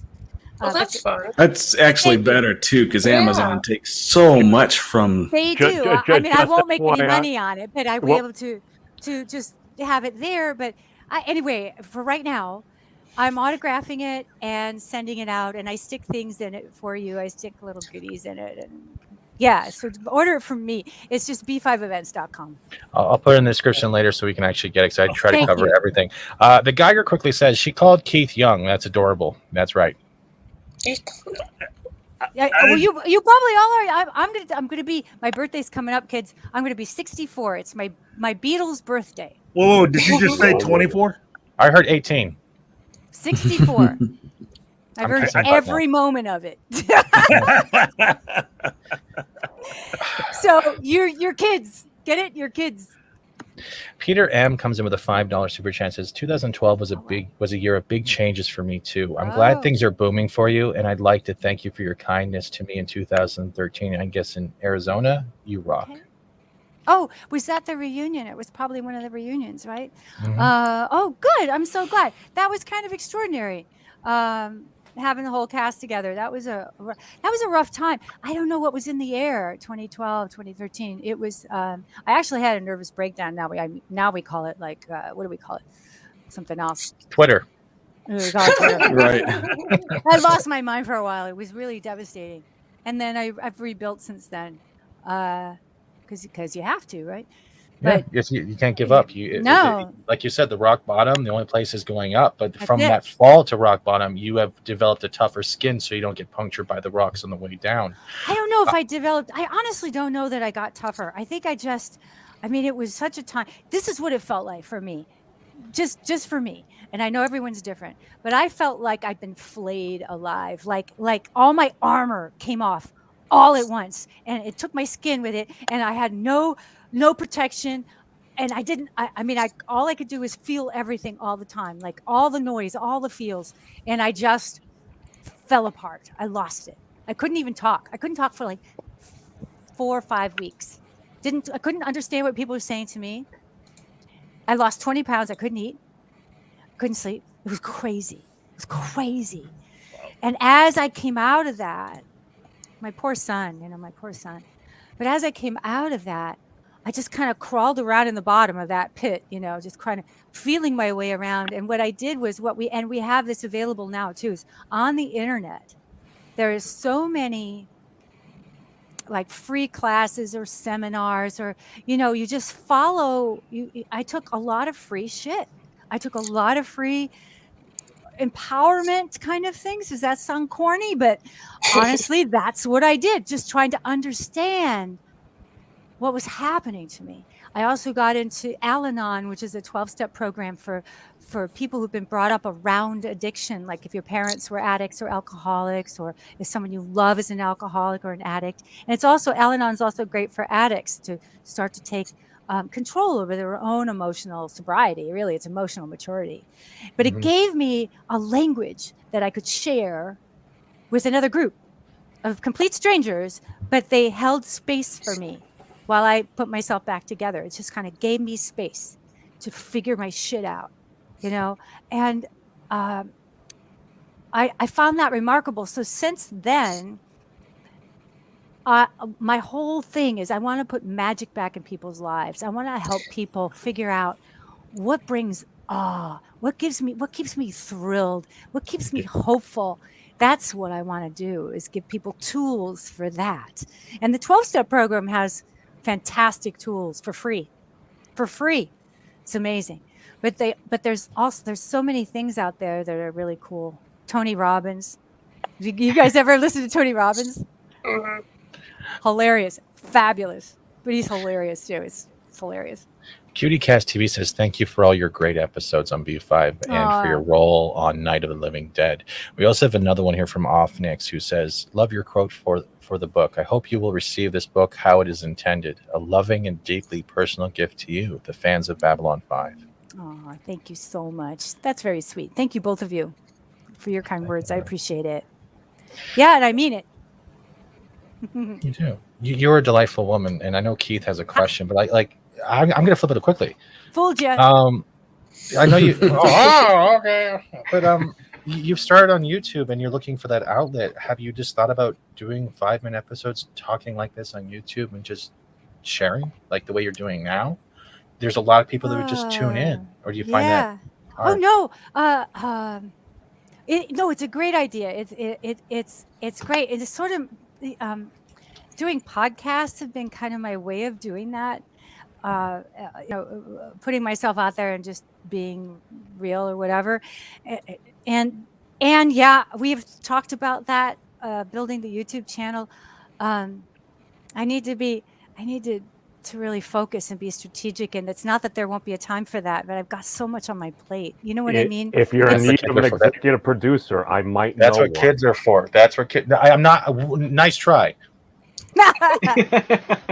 Yeah. I produce 2 other channels too. Yeah. That's funny. But yeah, no, it's a lot, and I love that idea. I do have a Patreon group, and I'm in there a couple times a week, and I'm doing that more or less with the Patreon group. Like we had a morning meditation. We have Monday meditations every Monday morning, and then we have a chat afterwards, and we talk about some stuff. So then we have a book club, which is all about personal development books, and then we talk about stuff, And then I have special guests come in. I have Nana visitor in. She's amazing for that stuff. Chase Masterson, and then I have people who are experts around certain tools like tapping, EFT, or Byron Katie's The Work, or something like that. So that's what I'm doing in the Patreon group.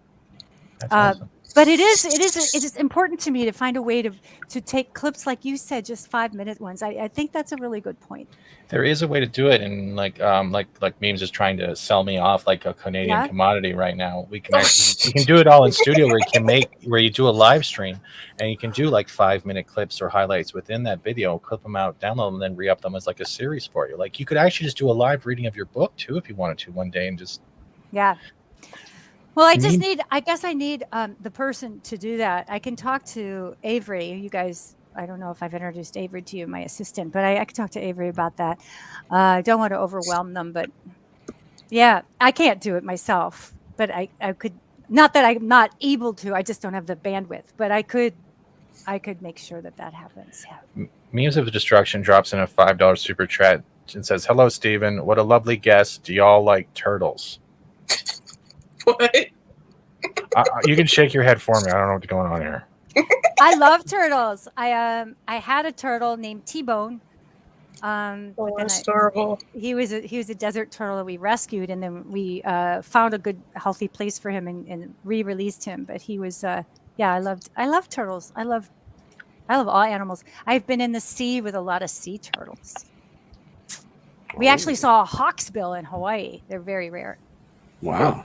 But they have a lot of sea turtles in Hawaii, and I love sea turtles. And then we were just swimming around, and all of a sudden, my friend I'm snorkeling with is like pointing frantically at this turtle, and I'm like, "Hi, turtle!" That was a big turtle. Wow, it's a really big turtle.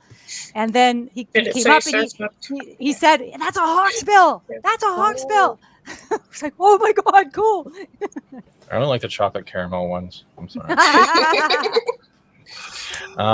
Larry says, "Thank you for being a member as well." It says we were and are entertained every time we see B5 with Pat and the entire cast. Of course, we appreciate all those behind the scenes too, and that includes the studio crews. Like everyone got along, I think. Yeah. Oh yeah. Russian bot Mosley. Eventually, I learned how to read. Says you are amazing as well, Ms. Tallman. Patricia rocks from Tweaky Kid. Oh, thank you. You deserve it because that's the thing that with all the shows that are going on now in mainstream, the way even you're mentioning Hollywood, it's gone down a road of just repetitive, no escapism. Yes, we have to be really discerning. I think we do have to be.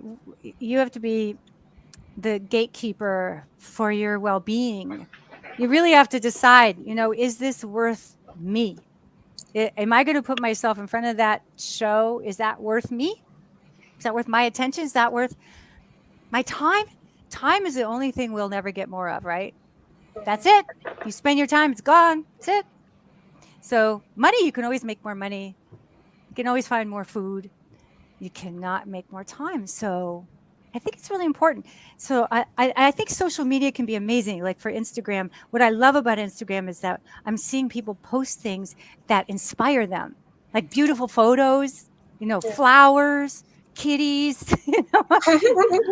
You should follow my friend GB. I have to say he does all his underwater stuff. It's beautiful. All the animals that he sees underwater, he posts on Instagram. So you can be so inspired by what you see on Instagram. So why then go down these political roads that lead you nowhere, that lead you just to become so anxious? It's important to be informed. Don't get me wrong, but don't go into this.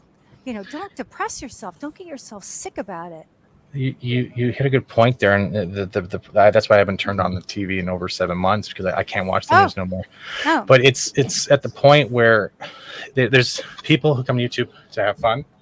Some people do have fun in the political nature, but a lot of them do the political stuff because it's an easy way to grow. And it's an easy way to grow your channel. If you see things about people that other people don't like, other people will watch because they like hearing mean things about people they don't like. Yeah. GB Hodgem. I'll put it in the. So you guys, if you want to see some beautiful underwater stuff on Instagram, follow GB. He's also a filmmaker. Here's his name. GB Hodgem. Yeah. That's why politics are banned on my channel. I Pretty agree. much. You can ask any agree. of them here. I was really like, if any of y'all bring it out, you're kicked off the show. Yeah, he did. There's words banned. I because it enrages because I don't like it. It's not fun. People like It's YouTube also, is so full of that. It's not I just don't think it's productive. It's what it does is just creates more of us getting so overworked and stressed out and sick. We don't need that. So for now on, let's. I think, like I said, I think it's important to be informed, but you could do that once a week. You could start with once a day if you need to wean yourself off once a day, and then wean yourself off every other day. You don't need constant bombardment and everybody's fucking opinion. Who cares? In the end, what is it? Is it a Stoic philosophy? But whose business are you in? Is this the universe's business? Is this your business, or is this their business, or is this the universe's business? Can you do anything about it? No. Is there something you can do about Afghanistan personally? Can you? No. Nope. Okay.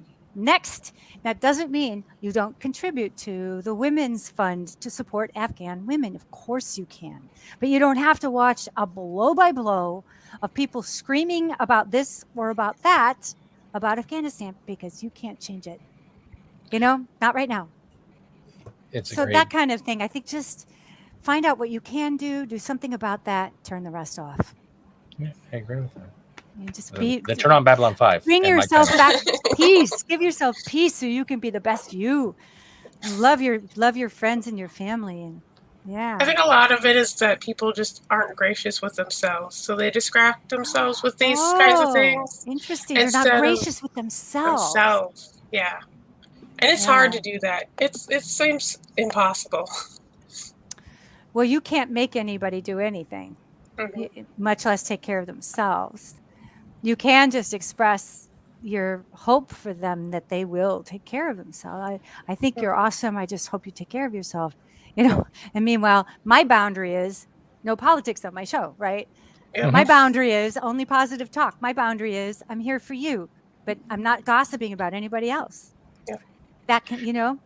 Exactly. Yeah. I have an outlandish question. I'll let Keith go and ask one and go down the panel, but let's wipe it and do something different. What was your favorite cartoon to watch, or your favorite show to watch when you were on set to just de-stress, or just wanted to like numb out? I didn't do that on set, but I did when I was little. I loved Quick Draw McGraw. You probably don't know who that is. Oh yeah. Yep. I also loved Johnny Quest. Yeah. And Johnny Quest was probably one of my very, very favorites. And I loved comic books. So I think the Fantastic Four and Batman were my two favorite comic books. I love Superman too, but the thing about Superman was, you know, he was a man. And what I liked about Batman were some of the bad people were women. We also have Poison Ivy, who a beautiful redhead who Catwoman. I mean, there's all kinds of, you know, there were women in those books that I wasn't really seeing in Superman. There was Lois Lane, but you know, Lois was like this one kind of note character. She was always the same. I don't know. It was interesting. I got more out of the Archie comic books than I did out of Superman. Did you say comic books? Huh? Did you say comic books? Okay. Okay. So I'm just gonna do this quickly and go kabam.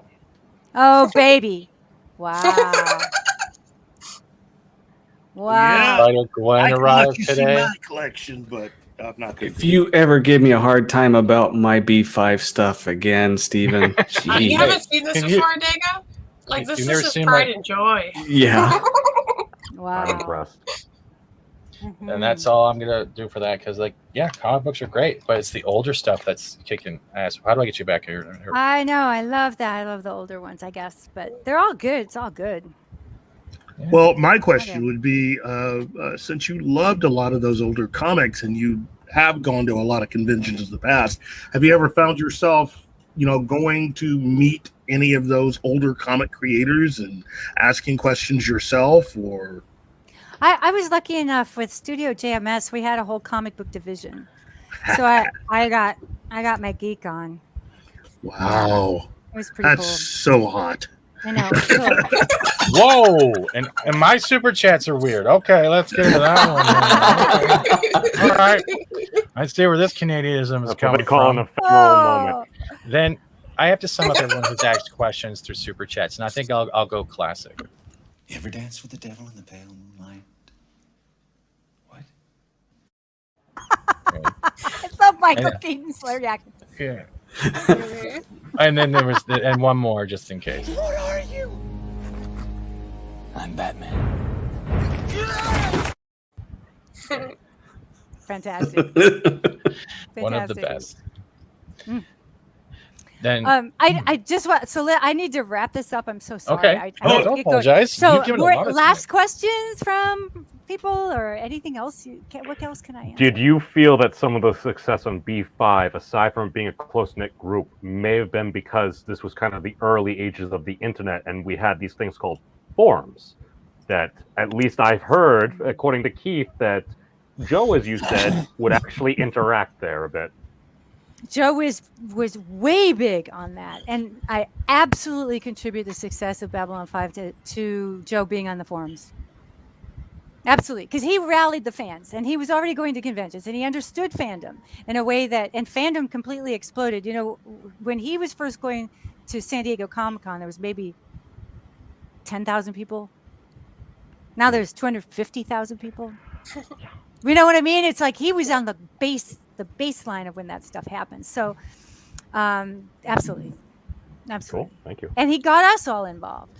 You know, that's what I was saying that week, since we shot the pilot, the year before the series started, we were going to conventions and talking about it.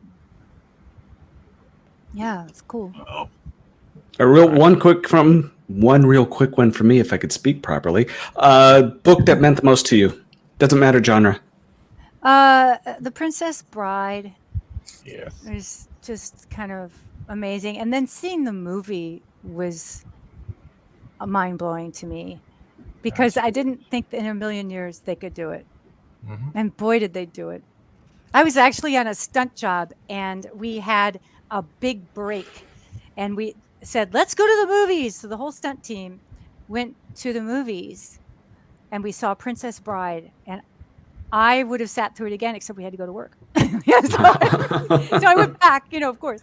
But yeah, the Princess Bride was, and I read The Lord of the Rings when I was a kid, and that has always been like really important to me. So that's why the whole New Zealand trip that I led with my travel company was a dream come true. And I did it the way I would have wanted to do it. Like do this trip to, like, I was a hobbit on the quest in the Fellowship, you know. It was so fun. Very Did you glue hairs on your feet while you did it, just to have the whole I experience? have hair on my feet, so Okay, well, you heard here first. All right. Yeah, we're Still- it's okay. Still hot. Oh my God, Keith. One question came from someone in the chat, and they were asking if you read any of the B5 novels or comic books. I've not.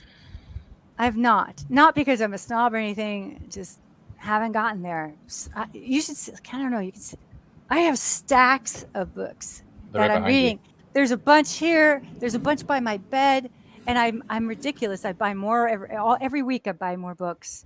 I have so many books. So my goal right now has to do with what I'm doing with my life, and so I'm kind of not reading a whole lot of books for fun. Suppose you're a very cute hobbit. Ha! Kind of a tall hobbit, but I'm definitely not an elf. So I'd be more of a dwarf. I think I'd be a dwarf if I were a real character, because I'm feisty. I love to drink a lot. That's where the party is. I want to cuss. You know, the Rangers are all proper and shit. I'm not fuck that. So I don't know. I can only imagine I'd be a dwarf. I don't know what else I would be. My unless comment I would be, she's totally hot. Okay, Keith, you can mail your Neil Diamond panties later. Don't worry. Oh, we broke Keith. I think this is the end of the show. Kate, did you have a question quickly before we wrap up? I don't have. If you were to produce something to star in, is there any particular thing or idea that you have in mind that kind of just comes floating to you once in a while? Like if it's a book series, any series, something that's original. You know, I'm so old now. I had started off with. I used to have those ideas all the time. There was a Patricia Cornwell series, and now I think she's actually finally given up the rights to going ahead to having it done, which was called K. Scarpetta. There was a whole series of books about the coroner, K. Scarpetta, which I thought were brilliant. She was kind of detective and coroner. Oh, that is fun. Okay, that makes it's sense. totally cool. But I think, you know, I'd love to, you know, ride dragons and be in any Lord of the Rings kind of thing. Harry Potter, Lord of the Rings, Game of Thrones, you know, those kind of genres now. I love that idea. I think I would have to be like the aging but somehow still capable warrior queen, like the old lady of the show, you know, and they see her maybe once an episode lopping off heads or something. They may need a great mentor character. Yeah, a sage character. Right. Like I could be Jason Momoa's mother. And just beat up what's Mira's character the whole show. Like, you're not marrying my son. Get out of here. You're not good enough for him. No. Whoa. Script Doctor, what about you? No. Kate kind of answered it. It's like you were into fantasy. One of the opportunities you wanted to do is fantasy. I think there's nothing holding you back from that aside from just is there a production with a budget behind it, really? Well, what they're doing in New Zealand now, I mean, I've got friends working on it, the project in New Zealand. You guys know what I'm talking about? Yes, and they're also moving to the UK next year, apparently. Yes, that's what I heard. Yeah, I had a better shot in New Zealand, but oh well. Whatever. I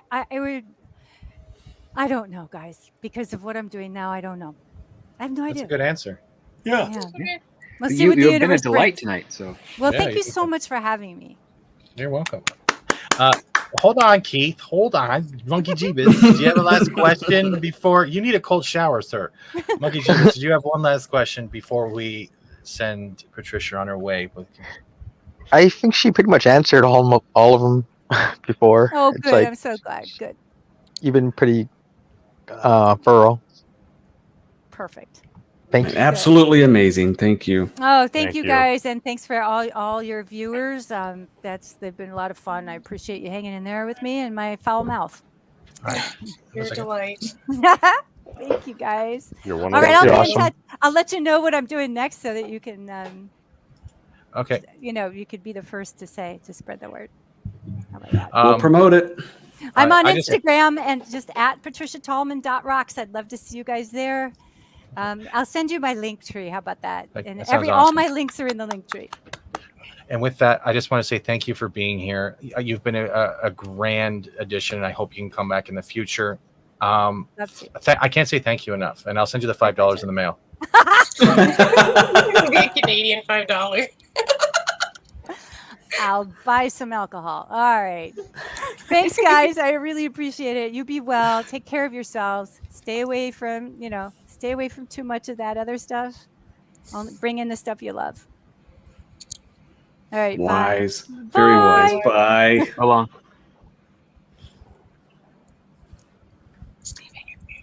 You're muted, What do big guy. we say next?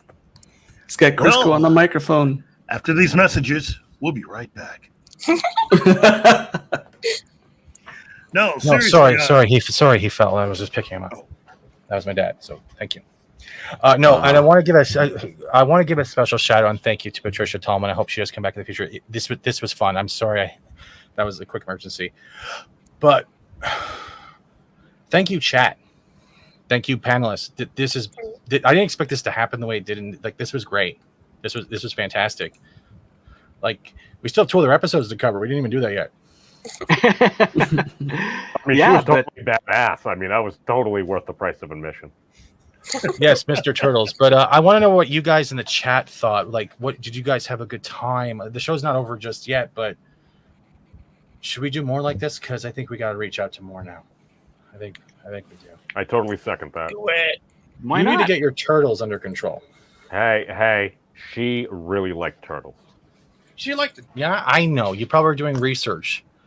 But I put the link to the particular turtle in the chat.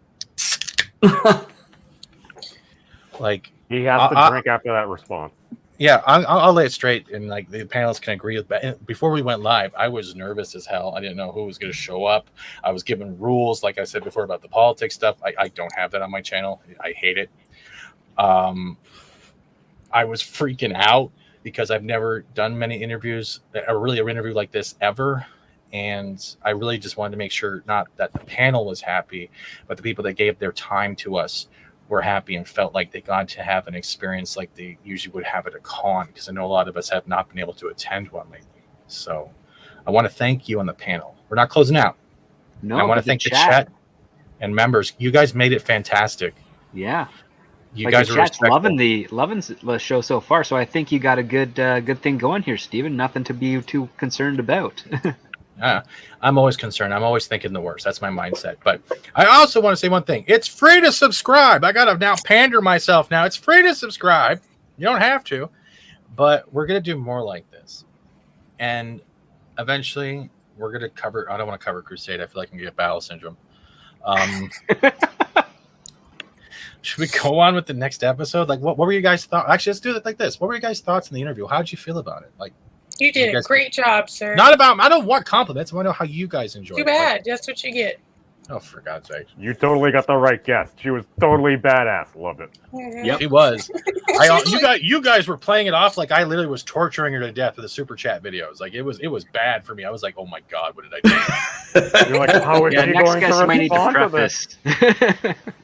And I do owe a lot of people who donated today, and like you guys with the questions, thank you. You guys help the channel a lot, and I don't have a video long enough for that, but I will give you this one.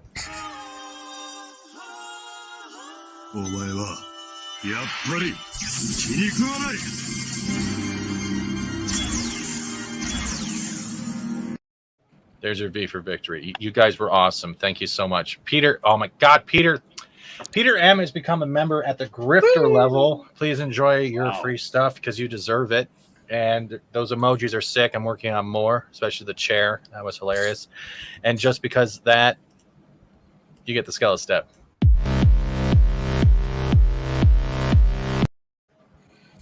I love that. I love it so much. Your dubbed over version's better than the original, though. So. Well, yeah, I didn't want to get claimed too much. But Well, I know that, but I'm just saying it's better. What was this? The turtle ruined the stream for me, but everything else was awesome. I think he's taking shots at you, memes. But she ended up saving a turtle, and we got a cool story out of it. Yeah, so. That's true, and I'm totally going to clip that. Thank you, Mr. That did not feel like 2 hours. He also apologized on Check out her the Twitter. Instagram. I will check. Yeah, you guys were great with the links and everything. I hope I didn't miss any questions. If I did, I'm definitely going to ask her to come back, especially if she has that announcement. She is fantastic. And that was no lie. Literally, the emails, I was like, what time zone you're in? And she's like, I'm on the West Coast. I'm like, what time zone is that in? And it's in the emails because like I'm horrible with time zones. It's +3 for you. Why is your eyes like that, Keith? Besides saying you're hot 3 times. Yeah, that was a little. Is that an engagement photo? That phone quality is horrible. I don't know what you're showing. Yeah, we can't tell, dude. Explain it, Keith. Well, you have a mic. We're not playing It's her with another actor, and okay. He's not known for really liking women that way. What? But we mean hugging them? I mean, it's John Barrowman. Oh, okay, I was about to say and that. Patricia Tallman. Well, that's fun. It's good to have friends. Thank you, everyone, man. And I want to get Bruce on eventually, maybe even JM. Claudia is in the works. I'm not going to say any more than that. But Jester of Sin just got home. Says I'm watching from the beginning with the £5 super chat. No, I appreciate it. He's there every day with the game streams and other stuff. Like I can't thank Jester enough. He's like explorer in a way. He's great. And Captain Murphy. Hi. Hi. Now, sir, why do you think I should choose you to father my baby? Huh? That's about right. Huh? Yeah. Yep. And yeah, Keith, man, your face was great with the body pillow because they got it in the chat. There was the outtake where he was hugging the pillow being rolled out offset. Remember that? You don't remember that? There you go. You didn't have to apologize to your family once during the whole stream. No, I think that's what he's texting them right now. Right, it's going on as we speak. He's texting. I'm sorry, Mom. You guys were great. I don't know what to say. Thank you. Like this show's gone so far. And I gotta ask the chat: should we cover the next episode? We haven't covered it yet. I don't know what to do next. Why not? It's fun. And 19th episode is really fun. So. We don't have And I'm stunned. I'm really surprised no one's asked her what I asked her. About the specific scene with the gun and how I don't know. Maybe it's just because I have I assumed it was a tall ginger thing. I apologize. Giant ginger, to be specific. Yeah. And Thoth, I saw you in the chat, Lord Thoth. Save gingers, save gingers, save gingers. It was like you're on your own Stream Elements bot. It was. Oh, we're getting ready to do a ginger stream, apparently, Kate. Oh, joy! Except I'm an elitist bitch, so good luck, sir. I go there now. What? But I'm honest. I know, but a Dag Outlaw says he has to leave us right now, and I appreciate your whole time with us. I hope you had a blast, and I'm waiting for those books. It's only been 60 days, you know. Just Yeah, they're right here and only 100 yards from the post office, so it's made it that far, which is 12 inches. Do I have to buy like a Disney Fast Pass to get them quicker? Don't give any money to Disney. Why would Now I you're give never any- going to get them. Oh, come on, man! I don't go to Disneyland. And there No, he I is gotta again, scoot. Dave Gingers. Yeah, it's been great, man. Thank you for being here and actually. No, being thank you for having me. Catch you guys later. Peace out, brother. Bye. See you later. Yeah. So where do we want to go next? And Bill Galactica has just joined at the the fridge raider. No wonder I'm hungry. And Bill, thank you so much. I hope we see all you guys when we're doing this again. We do this every Monday. This started off small and it's just turned into. No! Give me money! Give me money! Give me money! Give me money! Give me money! That's what your experience is like at Disney. It's almost here. It's like you're doing what fandom is supposed to do. Enjoy a series and actually reach out to folks involved. Enjoy it together. Inquire. Explore. Have some fun. Wait, we had fun? Did we have I fun? thoroughly enjoyed what Patricia's answers to her questions. She was wonderful. It was a lot of fun and enjoyable and endearing and relatable. real. I think she's very relatable, and that is not something people get to experience or expect, which is perhaps the most unfortunate thing, that someone with an arts background of any kind really can be relatable, which sucks because, I mean, without art, what's the point? Art is the flavor that makes life worth living. See, now it feels kind of weird because this episode's kind of about disease and death, and we just had a great episode of having. Well, you want to just skip it to the fun one? I don't know. I like 19. I remembered it before I was told to remember it. The episode I didn't watch because Of I only followed. Okay. Gee. I had to forget something. Well, this is Lita's return episode, right? Yep. That's 19. Oh, sorry, That's yeah. Divided loyalties. That's I know, Divided the one I Loyalties. didn't watch before, I guess. I'm All sorry. right, we will cover this one at another time. We'll go right to Divided Loyalties if that works, because I don't think anyone. Wait, has anyone watched it in the chat? Because we dropped the bomb because that was her return, and that's what we thought was going to be. I mean, we have been covered, going so. on for a while, so it's completely up to you. You the I boss. just like talking. Don't say that. That's horrible. You want another topic, Steven? Okay, I'm building my own spaceship. I hope it's not that guy with the pickup truck. It ended badly.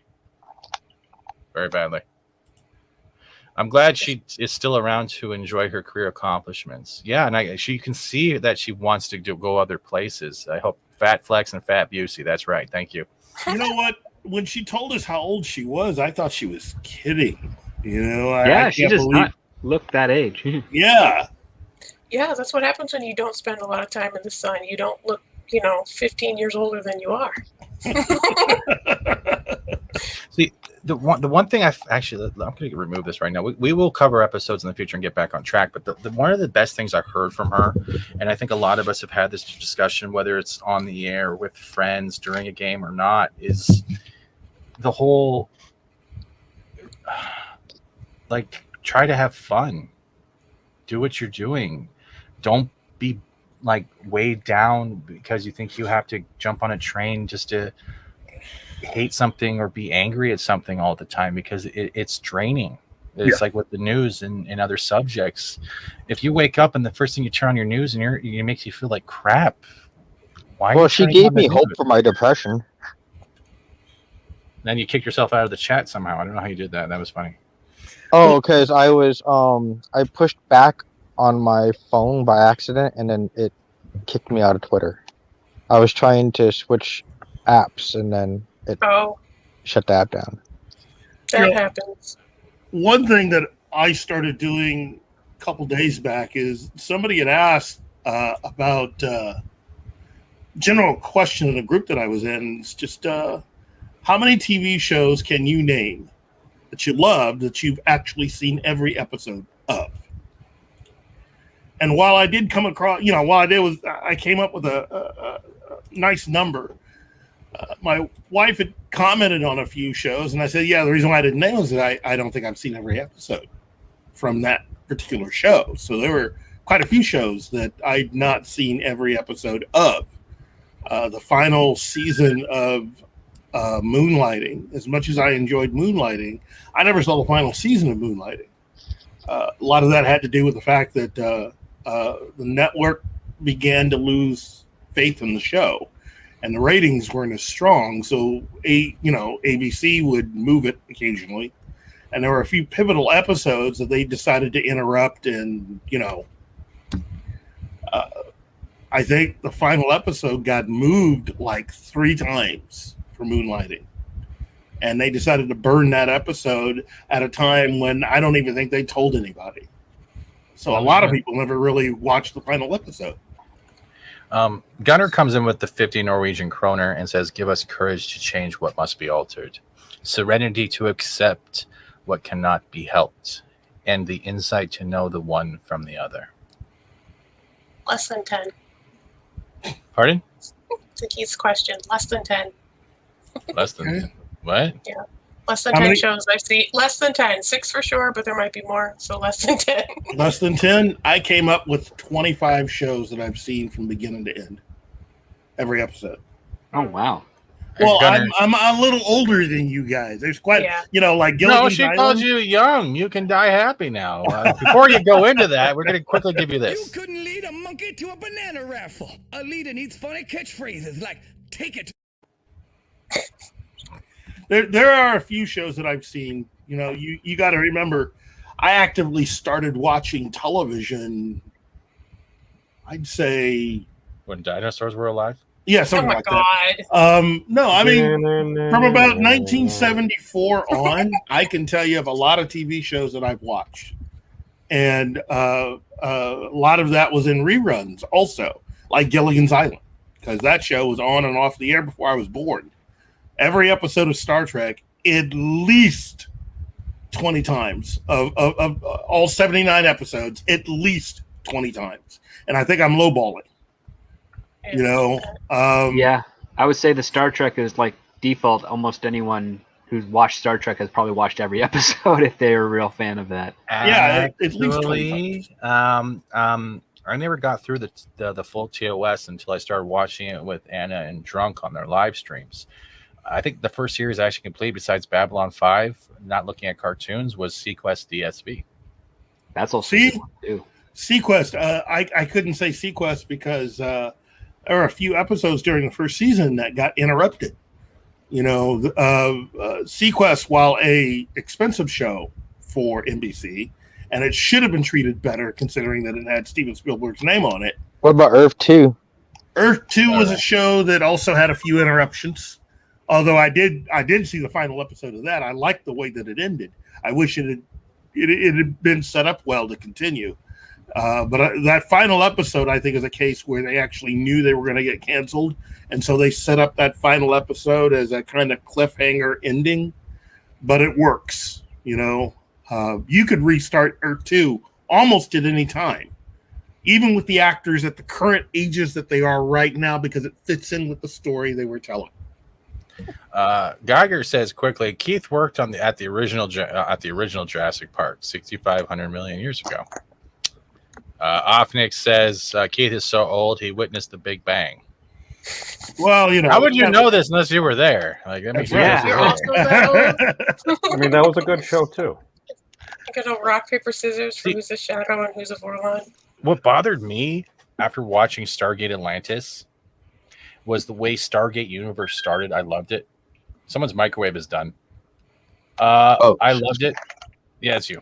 But Stargate Atlantis, I loved it. It was great. It was good. Then they did Universe, and Universe had potential, but the way they ended it, because no one wanted to pick it up, bothered the fuck out of me. It was like watching Fox Kids Spider-Man, and the last thing you see is Madam Web taking Peter Parker off to find Mary Jane, but never getting that closure. And this is the sign of the same thing. It was like, okay, everyone go to sleep in those cryo tubes. We're eventually going to get through that black mist, and we'll wake up eventually. Never can hit this. I hate when they do that.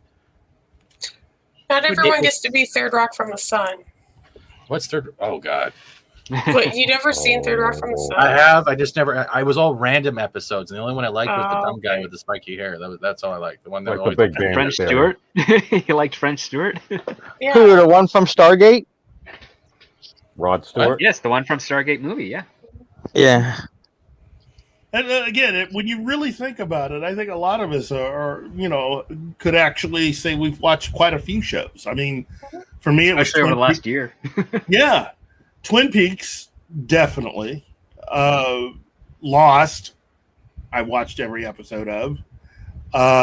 Buffy the Vampire Slayer, Angel, The X-Files, The Lone Gunman, Millennium. Wow. I remember telling my wife I've never seen every single episode of the Andy Griffith Show. I probably have, but not voluntarily. Well, that's the thing. That's how it started out for me.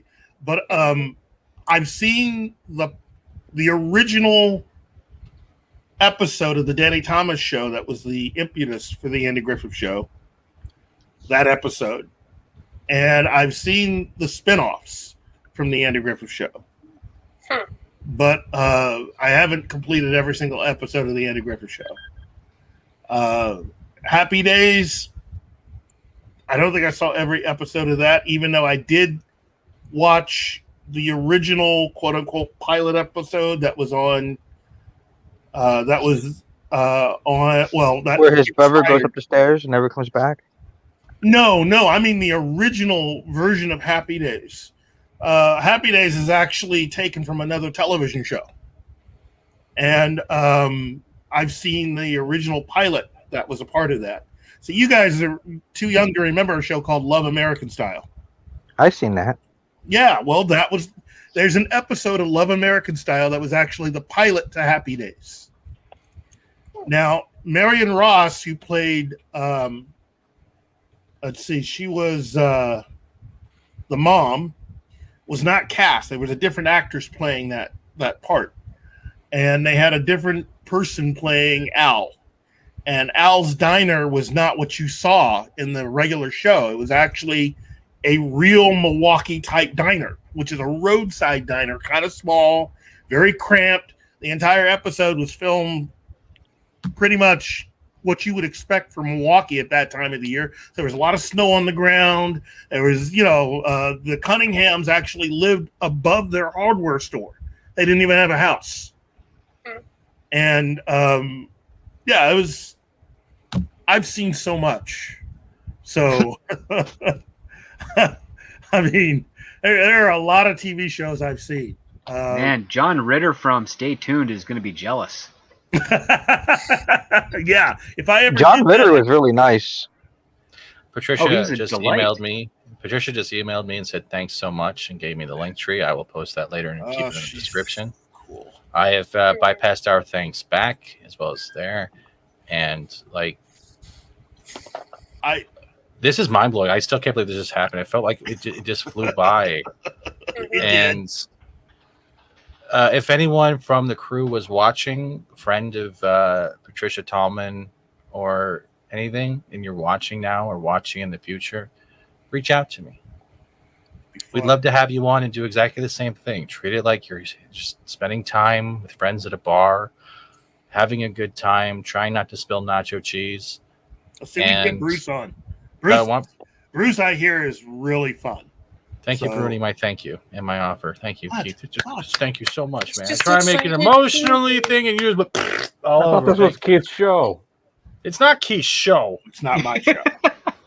It's actually, it's his show, and it's his show. And it's her show. It's his show. It's definitely the monkey show. But if you, like I said, if you're watching and watching in the future, just send me a DM on Twitter or follow me. And honestly, we'd love to have you on. There are a lot of people in the chat. There'll probably be more in the future. Just love to hear from you the stories, because it shows that as much as Patricia shared the hardships of Hollywood, that on the studio scenes themselves, there's still friendships and not Hollywood on the studio sets. That's something to hear, because there's a lot of people that want to be actors. Gain a perspective from another person's shoes, because it's like we all each have our own unique life experience. When you actually get someone on that you've actually seen on the big screen, even though I haven't, because I didn't watch ahead or the pilot. I'm a terrible person. I apologize again, Mr. You are a Tallman. terrible person, But, but we love you. No, but getting those additional perspectives, it helps to humanize people. And I'll just put it this way: some of the folks here and some of the things that she happened to share, I think that was insightful for some folks. So thank you for that. Yes, it was beautiful, actually. And the fact that I know Gary and Az, they have their own projects and was probably late. I hope they watch us in the future, because she's a Lord of the Rings fan. And there's your common ground to like reach out and talk at the same time. As for Az, she'd probably get a kick out of him. I think he is unique in his own way. Yeah. Memes. I gotta give Memes a special shout out though. Thank you for coming with your shirt on.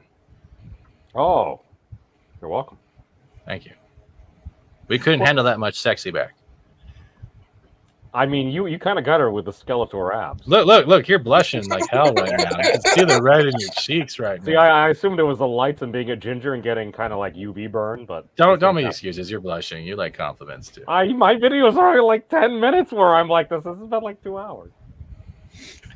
So what? It's light burn now, bro. Maybe. Hey, we gingers apparently are endangered according to some people. Yeah. You're a ginger? Mostly in the beard. Ah, that's ketchup. There's a lot of I'm not saying it's not ketchup, but go on. A lot of Scandinavian dudes will have black hair and red facial hair. I've known quite a few. I'm gonna Colin Peaceman says far too many of the shows on my list were canceled after a best one season. Yeah. There is that. Go ahead, Keith. You're excited. You come on. You literally you've been to a con and you got to meet someone you want to talk to about.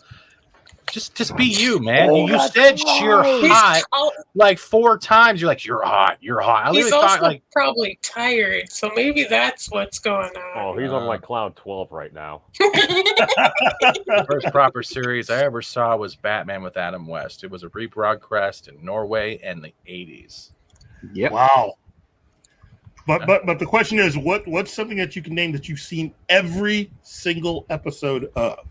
Transformers, Sailor Moon. I'm almost done all of Black Clover. So yeah, that's almost 164 episodes in 3 weeks, 2 or 3 weeks. I have technically, because I have the actual stuff on file, I've seen 125 shows from completely.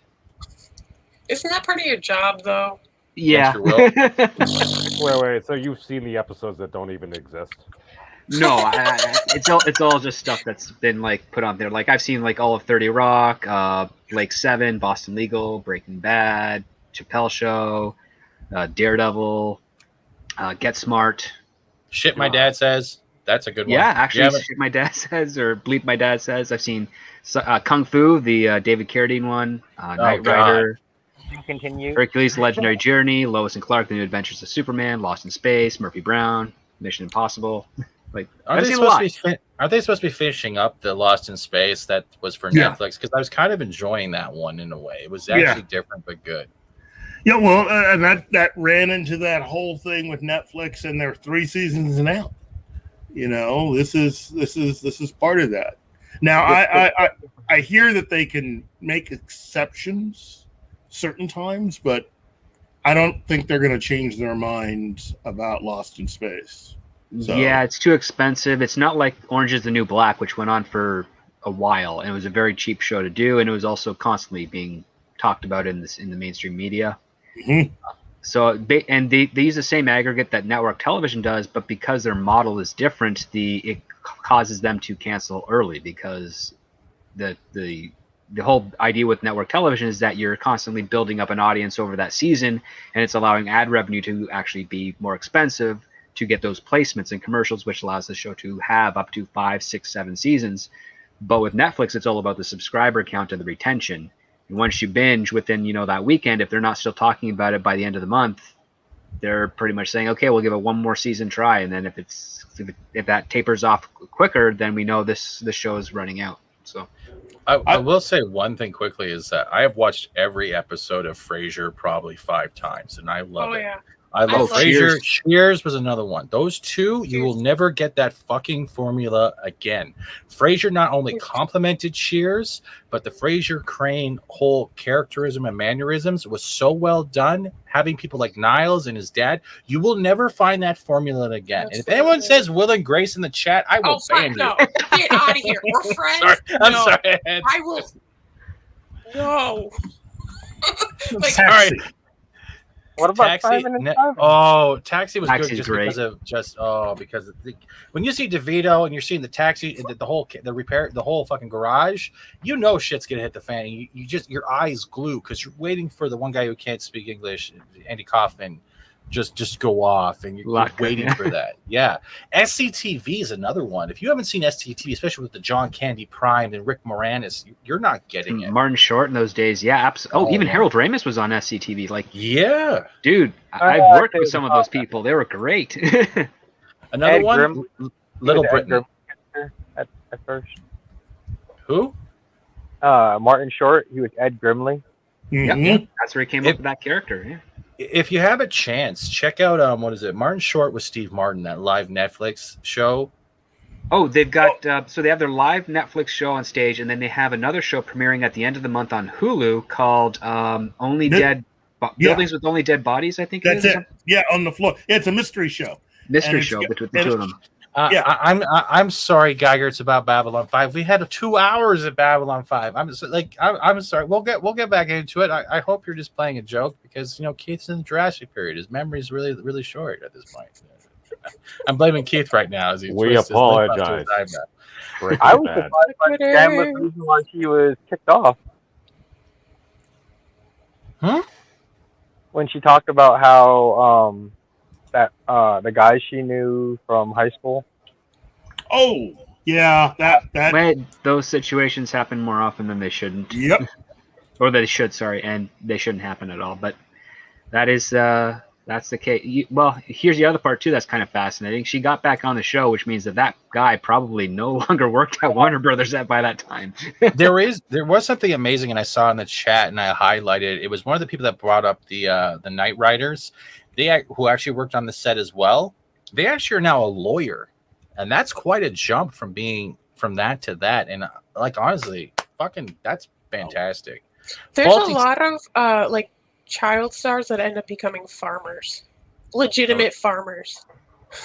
It's weird. Somewhere out there, there's a whole bunch of Feldman Farms.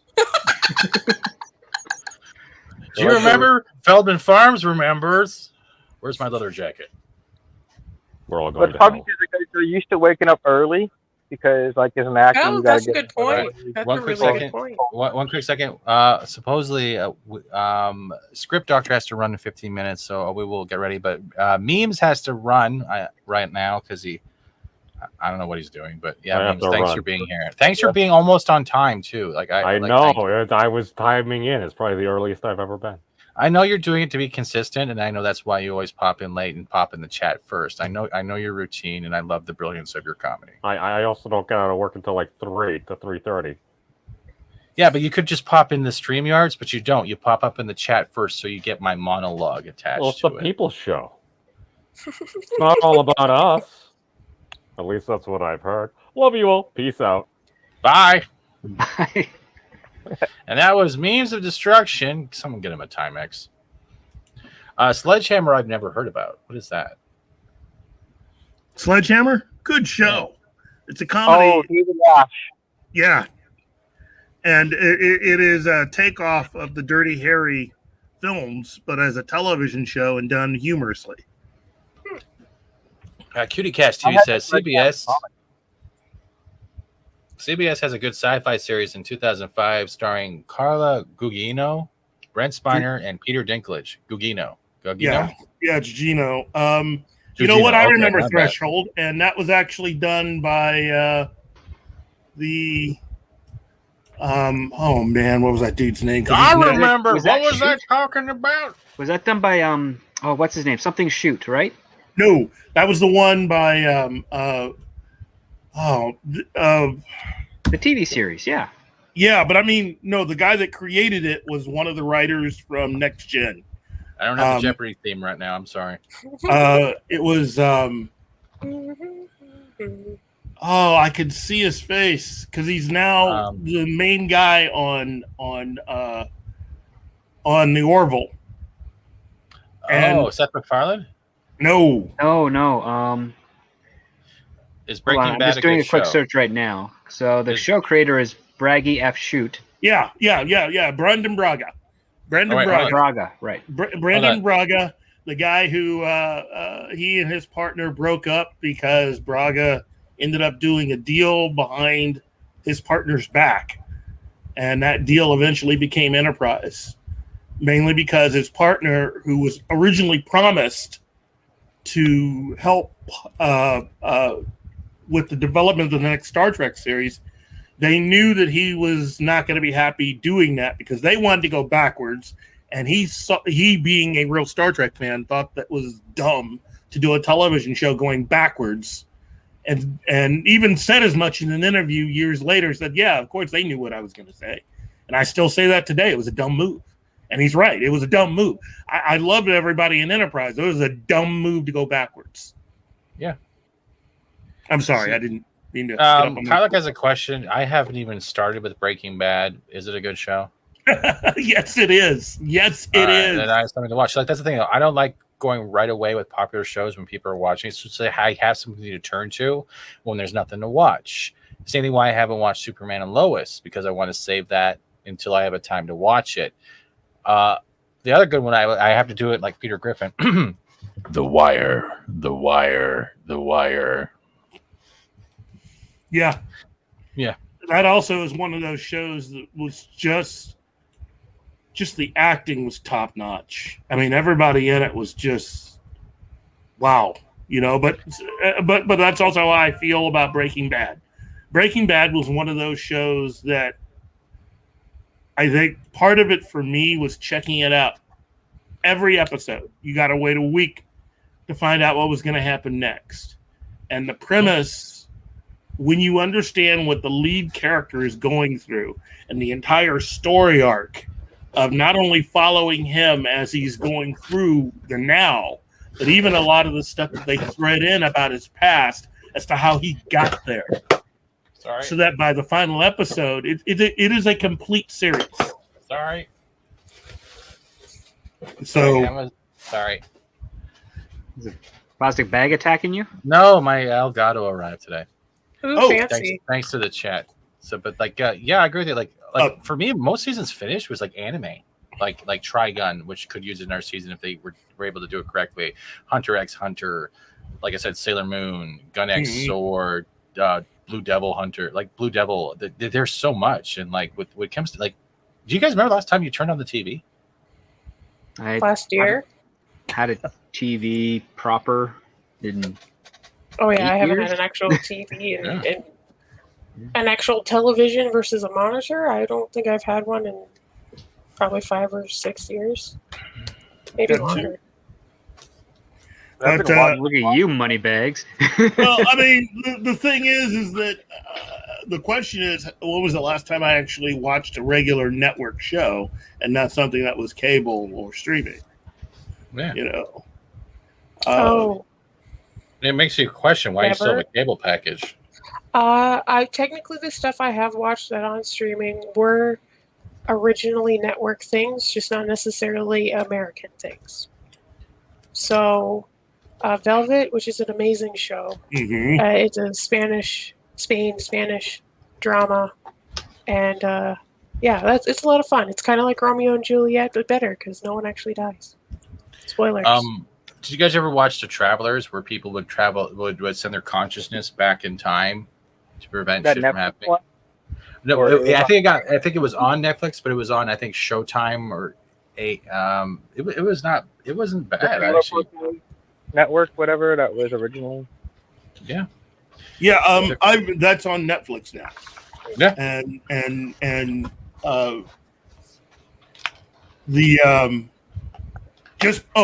just to let you know, because we were talking about this in episode 2 before, some of those DC films that I had referenced from their quote unquote first phase are on Netflix now. I don't know how much longer they're going to be there, but The Losers is on Netflix now. And hold on a second. Jester, I'm Canadian. I'll pronounce it however the hell I want. I'll call it Trigun and not Trigun. I'll call it Trigun. I'm going to call it Trigun. I'm going to call it Trigun as much as I want. Trigun. Proper syllable separation. Trigun, yeah. I'm let's Canadian. just go full American Trigun. All right. Say it correctly. Then we're. How about this? I think we've been going almost 3 hours. Wow. And I think it's time to close the doors on the stream, and we'll have to cover up the episodes in a follow-up, and we can have our thoughts on the interview as well as the episodes we didn't cover, which would be 18 and 19. Yeah, it sounds repetitive, but we need to get back in that nature. I want to thank the chat. I want to thank the new members. I want to thank my panel, whether you're here or already left. This has been one of those shows where you can't say thank you enough. And Catman D.D. Meyer says, I've been watching you on the big screen. You have done excellent tonight. I hope so, because every time I showed a super chat video, I felt like I just burned a bridge.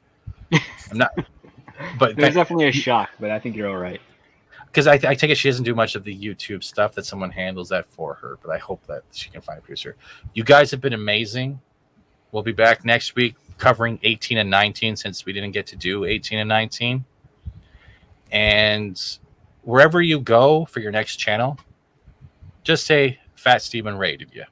And with that, I'm gonna have to redo the members outro now that I just finished yesterday because of all the new members. Thank you so much.